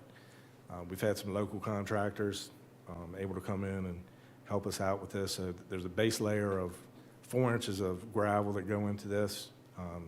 He's putting in a drain box in it right now. So even with all the rain that we had yesterday, all that water was shed down into the new drain system. So even on a really, really wet day, and the playground will still be accessible to the students. So it's going to be very nice. I think the next slide shows we had a local fencing contractor come in just last week and finish this up for us. We are waiting on a little warmer weather to get this completed. You need 40 degrees overnight for 3 days straight. So hopefully March and April we can find that stretch of weather to get the final surfacing put on this. And I know the kids are itching to get in there and get on the swings. What's going to be? What is that, a rubber surface? It is, and it's a bit, for everything you're looking at right now on that picture, Bill, the rubber surface costs just as much as all of that. But we felt like it was such an important enough piece to it. It's an inclusive playground, so it allows the students in wheelchairs to access the playground. All the equipment is ADA accessible, so they'll have the ability to get into the swings. You can see some of the swings are a little different than typical swings, so you can clip the child into the swings. They should be able to use just about every piece of equipment that's out there. and participate in that, and we're proud of that. But that rubber surfacing it's nice, but it's very, very expensive. It's very similar to a rubberized track surface. Same process. Any questions? Speaking of that, the track surface, Yes. are we looking at rubber or are we looking? We are. So that, again, we spent a lot of time talking about the auditorium earlier. Athletics is a big part of our, when you look at what the track team's done over the past, 20 years here, and not to even have a track to compete on, it's shameful. We are looking at a 8-lane rubberized track. The reason for the 8-lane is so we can be able to host invitational meets, which is, you wonder what that means. Well, that's just not Northumberland coming over for an afternoon and competing and going home. That all of a sudden, we can get teams from all across the state or outside of the state to come stay at Lancaster County for, a weekend and have an invitational meet. It's a big impact, and it's money involved with it. Again, it's not cheap, but I think the return on that investment will be well received when you see what you can get out of that. I asked this question some months ago, but what's your present update as far as tennis courts? We've considered that, Mr. Palin. We've got an area at the school site where the tennis courts could go. It's been the executives committee sort of decision that we do have some tennis courts available for students to play. Tennis, it's a difficult thing it's not a hard no. I don't want to make it sound like this is a hard no. It's a difficult thing to say. But that's just something we're going to have to look at outside the scope of the project right now. If the community wants it, hopefully we can raise some money and make that happen. But we feel like there's some, that there are tennis courts available for those students to play. It's different than the track. We don't have a track. We need to get a track. There's also pools for the swim team. I'd hate to think we'd have to get into building pools and, everything. But so there are some tennis courts available. But if the community wants it, we can, we've got the place designated for them to go. And it's just a matter of making that happen. Right now, we're using Indian Creek. I believe so, Bill. Yes. We are. And are there tennis courts at King Carter, right? There are, but they've sort of been converted to pickleball courts. Oh. At least I know one of them has, which is awesome, by the way. Pickleball is not bad. It just sounds weird, but it's not that bad. Especially as we get older. My kids love it. And the kids love it. And that, that may be something we try to incorporate into the high school, because it's certainly, just on the news today, ESPN's starting to carry pickleball games, so it's an Any up-and-coming further thing. questions or comments? Chairman, Yes, ask a question? yes. I don't need the particulars, but I take it there are security measures in place for the protection of the teachers and the students, given all the recent episodes. There are, and we just had a recent, John Mann's here. He can speak to that better than I can. We had a meeting about that yesterday, which he led. But we're very, everybody's aware of the changing climate. Schools certainly are a target at this point, whether we like it or not. But yes, we're looking at things, access control, cameras. So we're looking at all the possibilities. Yeah, that's one of the big things. So like, going back to the old slide, I don't know if you can go back to that map. Don. Okay. This is probably one of the biggest, what I feel, improvements. We're doing some really good things with the classrooms, with the heating and air systems at the school. But one of the biggest improvements I feel like we're making at the school is the location of the admin and where they are at the school. It's hard to make you go through the whole thing. Those are some good pictures, though. Yeah. Is that what you want to keep going? Yeah, no, that one right there. So the old admin was where the words Area 6 are. So if you think about what they could see, it was a courtyard. They had very little visibility to what was happening outside of the school. The new admin will be on the right-hand side of the Area 1 section, which faces the early childhood. So they'll have sight lines of the road, of the pre-K playground. It's a lot better visibility as people come up to the building. It's just a lot better visibility with that. Included in that, there's a vestibule. So there's two sort of, to get into the school, you'll have to go through two doors, as far as access control. So it's not like you can just get in one set of doors. We've got the same system at the Early Childhood Center. So it's a good system, and it's something we're certainly considering and ways we can make better. It's scary what's happening. Yeah. And the glass, I always call it bulletproof glass, but it's tough. What we've got is not bulletproof glass, because that would have certainly, again, we're conscious of the budget, and that would have put me out pretty quick. It has, if I could just chime in, the new school though, it has that secure vestibule, and it does have a film over the glass that slows anything from going through it. It's not bulletproof, but it would slow something down. It would take someone longer to get through that glass. What we've been told is, say someone shot the outside of the windows, without the film on it, the glass would just shatter. It's tempered glass. It would just shatter, fall down to pieces. With this film on it, it sort of holds it in place. So you could shoot it, and it would break. We're not going to stop that. That's. It would stay together. But it'll hold in place, and it just slows somebody down from the process of getting into the school. And the way the new school's designed too, like our high school, you walk into the front doors and you could, between the front doors and the office, you could veer off. Our middle school was like that also. So this is designed so you have to go into that secure vestibule and you have to go into the office unless there's an event and those doors are opened. So it's that pathway is already managed for people to enter that building. And then the building's built with certain sight lines through it to make it more visible as a whole. Yeah, back to what Jessica was talking about, before, the way that the old sixth grade wing was there, if you were looking down the corridor of Area 6, you were looking at a wall, whereas with this new design, you could stand at that corner at Area 6 and look down that whole hallway, and you can also look down the whole corridor out through Area 4.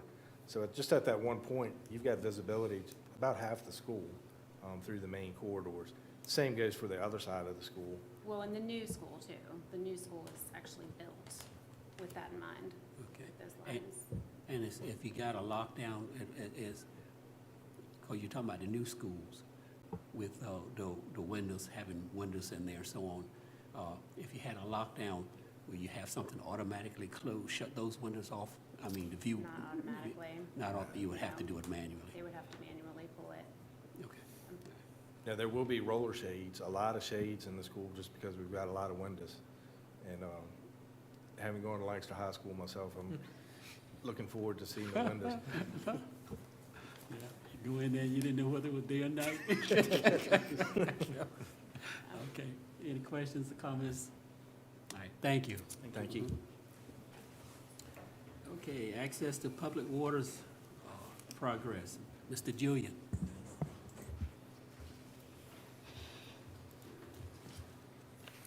Thank you, Board. I really like those names on all the hallways, the Rappahannock, the Corritalman, because now all those kids with this report are going to be able to study in school and come out for access for the field trip at all these other places we're getting ready to work on. I want to thank, first of all, start off, I think you all got my report.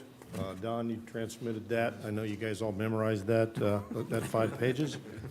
I just want to say to express some thank yous because I did a little ratio grading here. This is a school report, right? And last year we completed 30 significant items on the properties we're looking at. And this is all 4 properties that in the park system, from Thomas Landing to Carter Cove to Taylor Creek to Windmill Point. So 30 significant items completed. Those are all itemized on your report. And as Jason says, we got lots ahead of us, but there's 36 items to complete in this calendar year. And there's some heavy lifting, as Don will attest to, that on some of those items. So we got a lot done. We got a lot more to do. But I really want to thank Don and the staff. When I need help, I need called on, the staff has been unbelievable. Don and I communicate a lot. We went over this report a couple weeks ago, Don. I said, I really think we need to bring the board up to date and brag a little bit about last year, but also appreciate your support and the behind-the-scenes work that you all are doing. None of this could happen without some behind-the-scenes heavy lifting as well. I was lucky enough this week to go down and snatch a permit from VMRC with testimony, provided county testimony there, and the big project down at Windmill Point was unanimously approved by VMRC, and really appreciate all the behind-the-scenes work to make that happen. These are not coincidences. I don't believe in coincidences anymore, so just want to appreciate that. I'm basically here to answer any questions or give any guidance that you guys want, but I would, Don, request that on your consideration docket, item number 3, that you approve that so we can get your draft master plans for the 3 park systems in place. We've got everything. One of my jobs is to nag people, and including Don. And so, my mother said, I don't nag, I remind. And so when I can do that to keep the engineering firm, the architectural firm, you said you were going to do it X, we need it X. And I usually tell them before the deadlines do. So, we've got this is about like running 50 trains. All the trains have left the station. The trick is we got to bring the trains in safely to the next destination. And there's lots, these are a lot of moving parts here.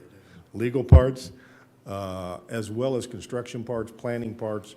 But I feel really good about the progress we made. And we're going to have, a year from now, we're going to have some significant things, more than picnic tables, Don said, at Carter Cove. We did get that delivered this week, thanks to the technical guys up at Warsaw. And so lots of good stuff happening, lots of hoops to jump through, permits. I'm open to any questions or suggestions that you all might have. I just want to say, I really appreciate all the work you're doing, you and your committee. Y'all doing a phenomenal job, getting this stuff done. And we do have a lot of stuff ahead of us. One of the things, when you start meeting with the firms, is remind them that we said all this stuff need to happen at the same time. We need all the parks working at the same time, not work on Carter's Cove, stop that and go work on Windmill Point. We need all of them going at the same time. Yeah, they wanted Don to prioritize thing, and Don just simply said, priority 1, everything. I said everything's a one. We started out with a planning, Don, at a planning session this summer at one park, and Don takes off with a herd of cars, and we did all 4 of them in one afternoon without getting any speeding tickets. Not to say we didn't speed, but we're going to try. We've got enough things going on now to make these things come together. And I'm just nasty enough I'm not here to make friends. I'm here to what Bill Lee said about 2.5, 3 years ago. When are we going to quit talking, and when are we going to do something? And we're doing some stuff now. And I really appreciate both your time and the resources, to get this work done. These aren't cheap projects, but the benefits are going to be huge. Huge benefits to the community. I get a lot of positive feedback on things that we're doing, and when's this going to be open? When are we going to do this? When are we going to do that? Can we use this? So lots of positive things. I still intend to keep using the Rappahannock record. We want to make sure the public is informed on the positives. So appreciate that, Bill. Thank you. Thank you. The only comment I'd have as a citizen of the county is I think it's important that I know there's a ton of work behind the scenes to get these projects done. I think you have me down here to do an agreement, and I did it in a day, so I was out of town. So, but I think it's important that when we get a project to the place where we can open it, that it become a big thing. Event. Big event. Big event. So that, because got to filter down to the people who are going to use it. And a lot of those are going to be school people. Exactly. Teenagers and so forth, and if they don't know about it, they're not going to use it. So it needs to be, in my opinion, needs to be a big. Every one of these facilities is going to be a great environmental learning center, good field trips. I mean, we got the gambit of facilities. Maybe grow some oysters. Yeah, yeah. Yeah. Maybe field trips from the schools. Don's already put, you're buying me a set of tongs, right? Yes. Oyster tongs, so we could demonstrate that activity, but, and, you know, there's at least one person up there in the front that likes to go fishing a lot. And, so we're making sure we have, benches for that too, so, lots of good feedback. I really appreciate your trust and confidence in me. And it's great to get stuff done that the community and the visitors all can benefit from. Thank you. Thank you very much. Thank you, Bruce. All right, Sheriff's Office, Mr. Sherella. With your beard and stuff, Good I evening, recognize gentlemen. you. I appreciate the opportunity to be here tonight. He didn't recognize you with your. That's okay. I didn't recognize him when he stopped by the sheriff's office one day, and I was embarrassed about that, too.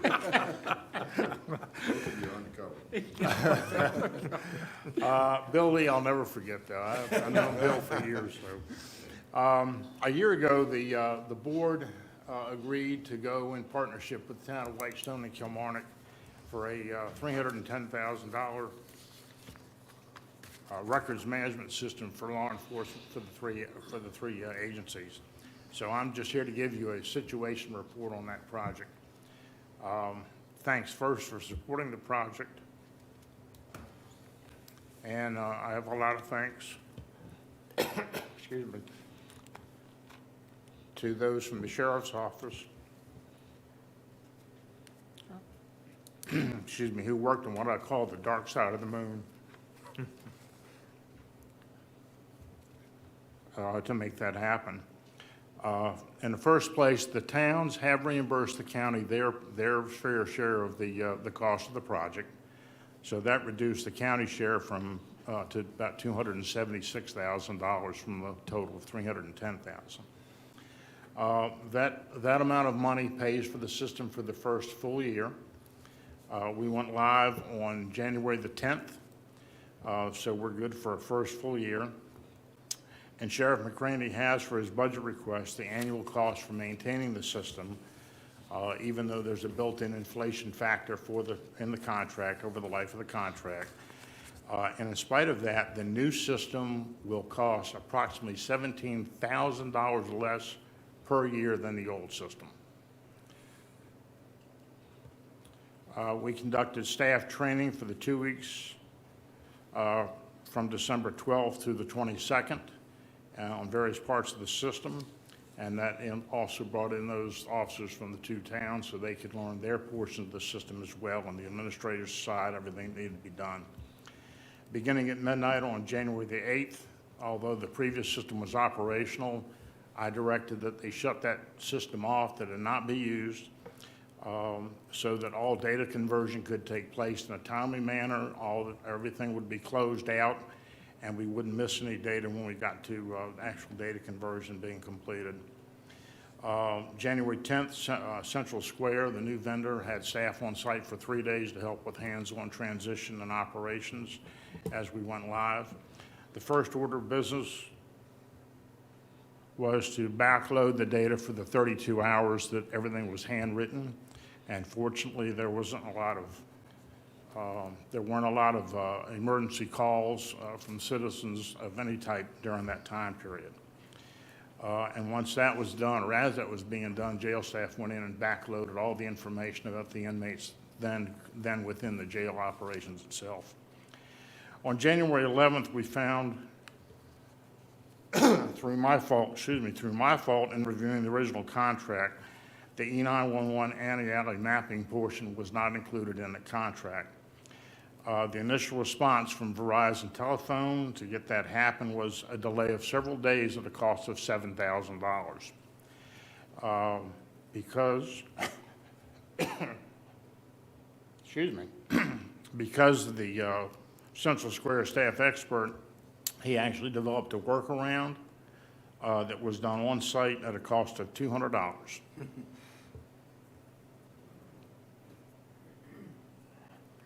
And to my knowledge, no one was endangered because of that hiccup, and haven't been any reports of the anti-alley mapping system not working at all. So everything is good to go on that side. As far as data conversion is concerned, there is a delay and an expense I need to bring to the board's attention. In November, the previous vendor was asked to start providing some sampling data conversion, and he sent things over in a format that he uses, and it's not compatible with anything that Central Square can do. There was communications back and forth. I made several attempts with the previous vendor to provide the data in a format that could be used, and after numerous email exchanges back and forth, his final response across this whole thing basically was, and this is my words, "This is the format I use, is the only format I use, this is the way I'm going to give it to you, and y'all have to deal with it." And that's pretty much it. So I've got the data in a large zip file format, but I can't use it, and Central Square can't use it to convert it over. The way it was described was he provides, if you think of the data in columns, the original vendor, previous vendor would provide it in, say, columns A through M. And if you ask for change, that might be put in column Q. And he doesn't know about column Q until he does a complete data dump. So when you ask for data, you get this mash of information, and some of which he's like, well, it's there, but I don't know where it is there. So you have to take it in this format, and then you've got to do something with it. And there are very few systems I've found that actually use this particular format for data storage. So based on referral, I started looking around, and I got a quote last week for a cost of $9,100, not less than $9,100, and not more than $11,500 for the data to actually be converted. This third-party company would take the data from the old system, convert it into a format the new system can actually use. That turnaround time would be about 6 to 10 weeks. It would include a pro-rata share for Kilmarnock's data for the cost of about $1,500 to $2,000. I presented that information to the Kilmarnock Town Council at its meeting this past Monday night, and in response to the mayor's question to the town manager, the indication was that that $2,000 expense would not be a problem for the town of Kilmarnock. Other than the normal learning curve that goes with the new system, the general consensus is the system is clean, it's simple, it's complete, and it's very user-friendly.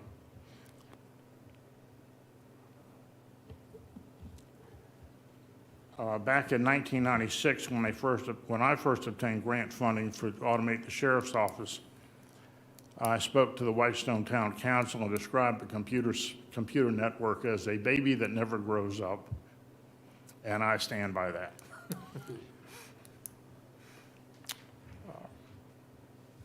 As part of the background work for this particular project, I was hands-on with every desktop and laptop at the sheriff's office. I found that at least 25 of the current units must be replaced before October 2024, when the current operating system expires, and these machines cannot be upgraded. As for the total number of units, coupled with the complexities of installing software, staying abreast of the various updates that occur, staying abreast of hardware changes required for law enforcement services, I see that the need for an on-site network administrator, which I reported as important back in '96, it's critical now. Based on my own research, desktop computers last generally 5 to 8 years, and laptops last generally 3 to 5 years, provided they're originally configured to accept updates as operating systems change. The newest computer in the office right now is entering its 3rd year of service. The one that I use as a desktop was manufactured in February 25 of 2019, and it crashed twice this morning.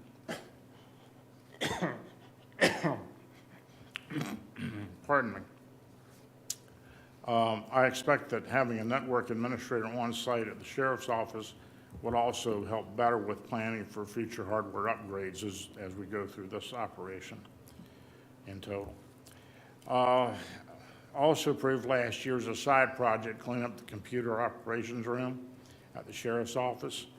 This involves the installation of a second computer cabinet, relocating several servers, having everything properly labeled, and removing obsolete equipment. And that work is scheduled for February 9 and 10, with short interruptions on the computer network and the 911 services as that's physically moved in place.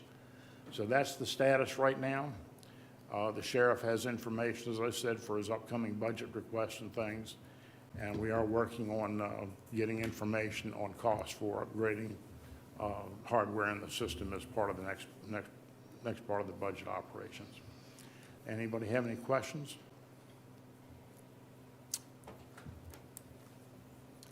I want to thank Don for his support and help, and even though we were aggravated with each other at times over this thing, he was stressed, it was fair, we're all good. We are good. I can tell how passionate you are about this. And you've done a great job with this transition. This was no small deal. This was massive, and you've done a great job with that. And you made an excellent presentation last year at this time to get the board to approve it. And I'm hoping that this new system will last many years and be a whole lot better than the last. It already is better than the other one. Thank you. All right, thank you, sir. Okay, we don't have anything for public hearing this month, so we'll go to the consensus docket. I'll move for approval of the consensus docket. All right, you've heard the motion. All in favor, say aye. Aye. All right, unanimous vote. Consideration docket. Salary and Citizen. invoices for December. Let me blow this up a little bit so I can actually read it. I move that we approve the expenditures for the month of December. We have to approve 2 months because we had an early meeting in December. Total invoices were $1,992,912.93. Total payroll of $390,853.79 for a total of $2,383,766.72. Capital improvements, $1,373,821.59, and ARPA expenditures of $57.74. You've heard you've heard the motion. All in favor, say aye. Aye. All right, unanimous approval. And our January expenditures, total invoices are $1,339,978.98. Total payroll, $392,917.55, for a total of $1,732,896.53, of which loan payments were $1,191,000. Yeah. Is that correct? 191? Yes.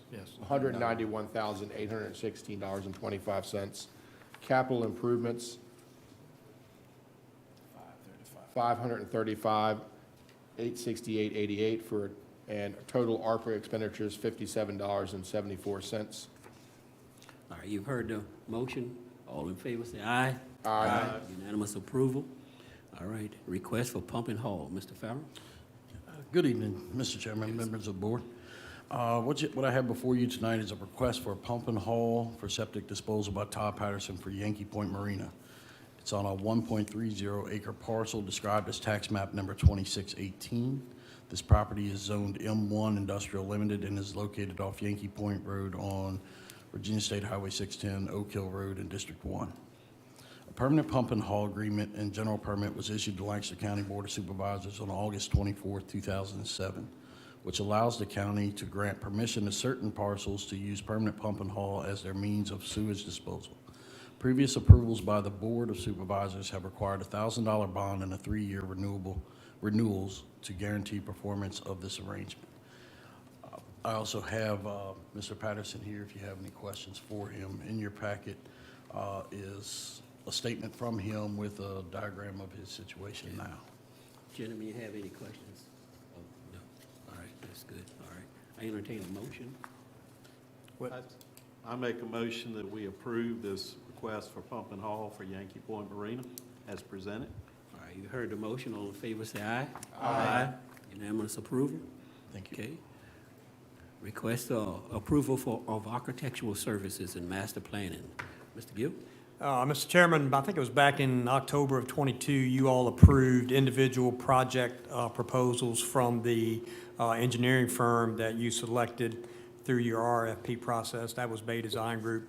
And that was necessary to get done because the survey work, a lot of the survey work needs to get done before the master planning, the architects can go to work on their piece of it. So I got these proposals from Guernsey Tingle, the architect that you all selected through your request for proposal services. And these are project specific, and I'm asking you tonight to approve the architectural services and master planning fees from Guernsey Tingle for Carter Cove in the amount of $49,400, Taylor Creek Park in the amount of $27,700, and Windmill Point Beach expansion and fishing pier to come in the amount of $36,800. As part of their master planning, they're going to put everything together on paper, you know, show you what it's going to look like. They're going to come to the board, make a presentation, and then you'll approve it, you know, or make modifications to what they're proposing. So this is to get them going on that so that we can keep this momentum moving forward with all these public access sites that Mr. Julian spoke of earlier. How long would it be before we would get this presentation, you think? Uh, Any idea? You know, I'm going to say at least 90 days out, maybe some more. Okay. But All right. Any questions, comments? I'd just say, make them move as fast as we can. I was gonna say 90 days might be unacceptable. I'm suggesting that they get the first one here in 30 days. I can make those requests, but I can't guarantee them. Yeah, I have a motion. I move that we approve these architectural service proposals as presented. You've heard the motion. All in favor, say aye. Aye. Okay, unanimous vote, approval. Mid-year budget Now we review. find out we have the money to pay for it, right? Yep. Mr. Gill? Mr. Chairman, you had the FY22 budget presented to you tonight by Mr. Duncan, and he stated that our fund balance was at $8.4 million. And at the top of our summary page, you'll see that number there. That's the audited fund balance for the beginning of FY23, $8,404,450. That was just under $1.3 million more than what we had projected. So I think this is the fourth year, maybe fifth year that I've done this. And the reason it's in two pieces, as I've said before, our budget is in an Excel spreadsheet, and the actual accounting spreadsheets, the detailed version, is in the AS400, the Bright System format. And the AS400 and Excel don't really communicate real well together, so I had to break it up like this. But you'll see categories 1 through 7, the revenues are highlighted in the detailed spreadsheet, and then expenditures, columns 8 through 20, are also highlighted in the detailed spreadsheet, and capital improvement items are kind of kept separate. You know, when I do this exercise every year, it shows me things that need to be done to correct some things that may have been overlooked in the budget. And just a couple of things that you know came to mind very quickly to me was the grants. Grants are an animal by themselves to keep track of, and you know, when you all approve the budget, we don't put grants in because we're not sure if we're going to get them. So at some point during the year after we've been awarded these grants, we've got to go back in and amend, change the budget. And as part of the budget appropriation resolution that you all approve each year, you give me the authority to administratively go in and do that. So they don't have to come back before, every single item doesn't have to come back before the board. So, some of those things need to get done. So the other thing I look at is where every department is, with their spending. A 6-month mid-year report, you would expect everybody would have somewhere around 50% left to spend out of their budget. And for the most part, everybody's pretty close. You do have a couple of departments that are, a little bit less than 50. I know the law enforcement side of the sheriff's office is down, I believe, around 43%. But that's, as Marty alluded to, they had some extra expense with that software conversion. Then there's also things like annual payments that are made in the first half of the year, and they skew your numbers for the entire year. So, but overall, we're very consistent with where we've been in past years. In my memo, I stated that halfway through the year, you would expect to have collected at least 50% of your anticipated revenues and spent no more than 50% of your approved expenditures. And as of December 31st, we've collected 70% of our anticipated revenues and spent 47% of our approved expenditures. So, don't know, you've had this now, I think it's Saturday when I got the final packet out. But, I don't know if you've had a chance to really delve into it. I can answer any questions you may have tonight, or if you get a chance to go through it and have questions, you can certainly ask me at a later date. Okay. Don, on the funds from the federal government, the revenue side of that, it's down quite a bit from what we had adopted. Is there anything unexpected there that's happened, or will that catch up as we finish the year? It will catch up as you go along. Federal government and state government money tends to run couple months behind schedule, sometimes more than that. So that's where it's been in prior years, and it will catch up. Okay. And most federal revenues from the school, right? That's most of it. funneled through title funds, basically. Yeah, and we also have some social services federal funds as well. So that too could be dependent on when they file the reimbursements for that type of money and stuff as well. It could, yes. Okay. All right. Any additional comments, questions? All right. Thank you, Mr. Gill. All right. Let's go to the proposed budget meeting calendar, Mr. Gill. Mr. Chairman, it's that time of year, once again. It seems like we just got through with this, but talking about the FY24 budget, and I've also done this the past few years, putting this calendar together because there's a lot of moving pieces with this budget. I mean, you've got the Planning Commission that has to look at a capital improvement budget, which eventually becomes part of the overall county budget. You've got the school board that has to go through their budget, and that becomes part of the overall county budget. So, as I said, I've done this in the past. I've highlighted yellow dates on the sheet that I gave you, and there are 5 of those. They are additional meetings, but only 3 of them are additional dates, because 2 of those 5 are just earlier meetings on your regular meeting dates. So I asked you in the memo to take a look specifically at those highlighted in yellow dates and let me know if you have any conflicts with those. This follows the same pattern that we've had the past several years, which has worked well. Gentlemen, this is good for me. You have any conflicts? I don't. No. The 28th is maybe, I'm not sure yet, but I might can do something with that. On March the 28th? Yeah. Okay. That's just when the different departments will come in and make their plea to you all for their contributions. But if we've got 4 of the 5 for sure, then we can probably move forward. Yeah. And I show this, the school board, the school budget being adopted on April 13th, and I know Jessica and I have talked about that, and she's comfortable that that's early enough for them to get their contracts out and keep people in place or hire new people. I move that we adopt this proposal. You've heard the motion. All in favor, say aye. Aye. Unanimous vote. Okay. Budget calendar adopted. Okay, board reports. I have an appointment to fill the at-large seat that Jeff Sapersky is going to be vacating for the EDA. I'm going to recommend that we appoint Gabe Del Rio to that seat. Okay, you heard the appointment. All in favor, say aye. Aye. All right, unanimous, he's appointed. All right, any other board reports? Okay, administrator report.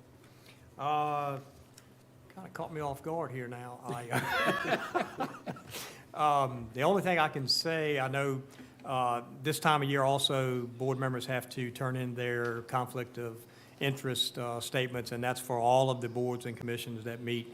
And Crystal tries to run everybody down and make sure that they turn those in by February 1st. So if you haven't turned that in, please be sure you get that to her by February 1st, because there is a monetary penalty that the Commonwealth of Virginia could impose, so we try to avoid that if possible. Crystal, you got mine, right? Because it went through some other hands. You got mine. So, You newbies over there figuring out how to fill that out. I got a I'm little good. bit more. I'm covered. The reason it's given to Crystal is that John knows she will track you down. yeah. That's, I didn't prepare anything written tonight, but that's really all I got off the top of my head All tonight. right, all right, close meeting. Alrighty, I move that the Board of Supervisors enter into a closed meeting for one, acquisition and disposition of real property per section 2.23711 A3 of the Code of Virginia as amended. Two, for legal matters per section 2.23711 A8 of the Code of Virginia, and personnel per section 2.23711 A1 of the Code of Virginia. Okay, you've heard that. We're now going into closed session.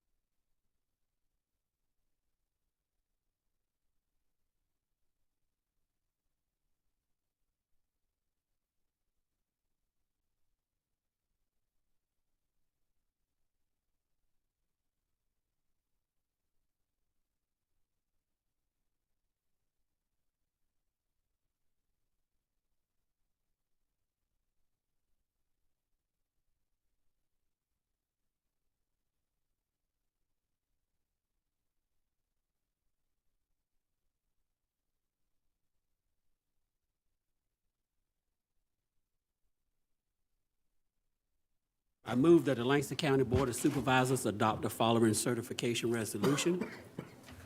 Whereas the Langston County Board of Supervisors convened in a closed meeting on January 26, 2023, pursuant to an affirmative recorded vote on the motion to close the meeting to discuss personnel, legal matters, and acquisition disposition of real property in accordance with section paragraph 2.2-3711.A.1. 2.2-3711.A.8 and 2.2-3711.A.3 of the Virginia Freedom of Information Act. And whereas section paragraph 2.2-3712D of the Code of Virginia requires a certification by the Board of Supervisors that such closed meetings were conducted in conformity with Virginia law.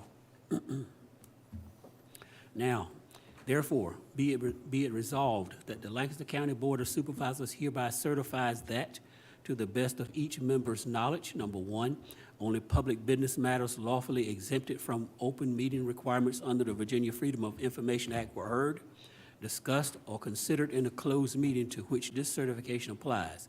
And two, only such public business matters as were identified in the motion by which the closed meeting was convened were heard, discussed, or considered in the meeting to which this certification applies.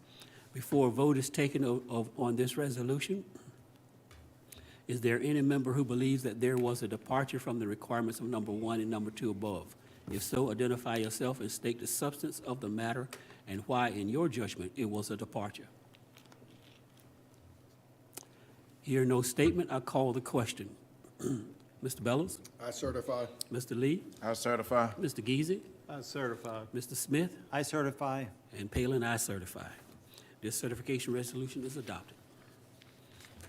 Do we have a motion? Mr. Chairman, I move that Lancaster County will acquire 10 acres of leased oyster ground for the sum of $50,000 from Mr. Sean Rose. All right, you've heard the motion. All in favor say aye. Aye. All right. Mr. Chairman, I'm abstaining from this vote due to my relationship with Mr. Rose. Okay, so we, Motion include approval of this existing contract. Yeah. okay, so we have four in favor and one abstention. Okay, any other questions or comments, sirs? Mr. Gill. All right, if not, I entertain a motion for adjournment. So moved. All right, all in favor say aye. Aye. All right,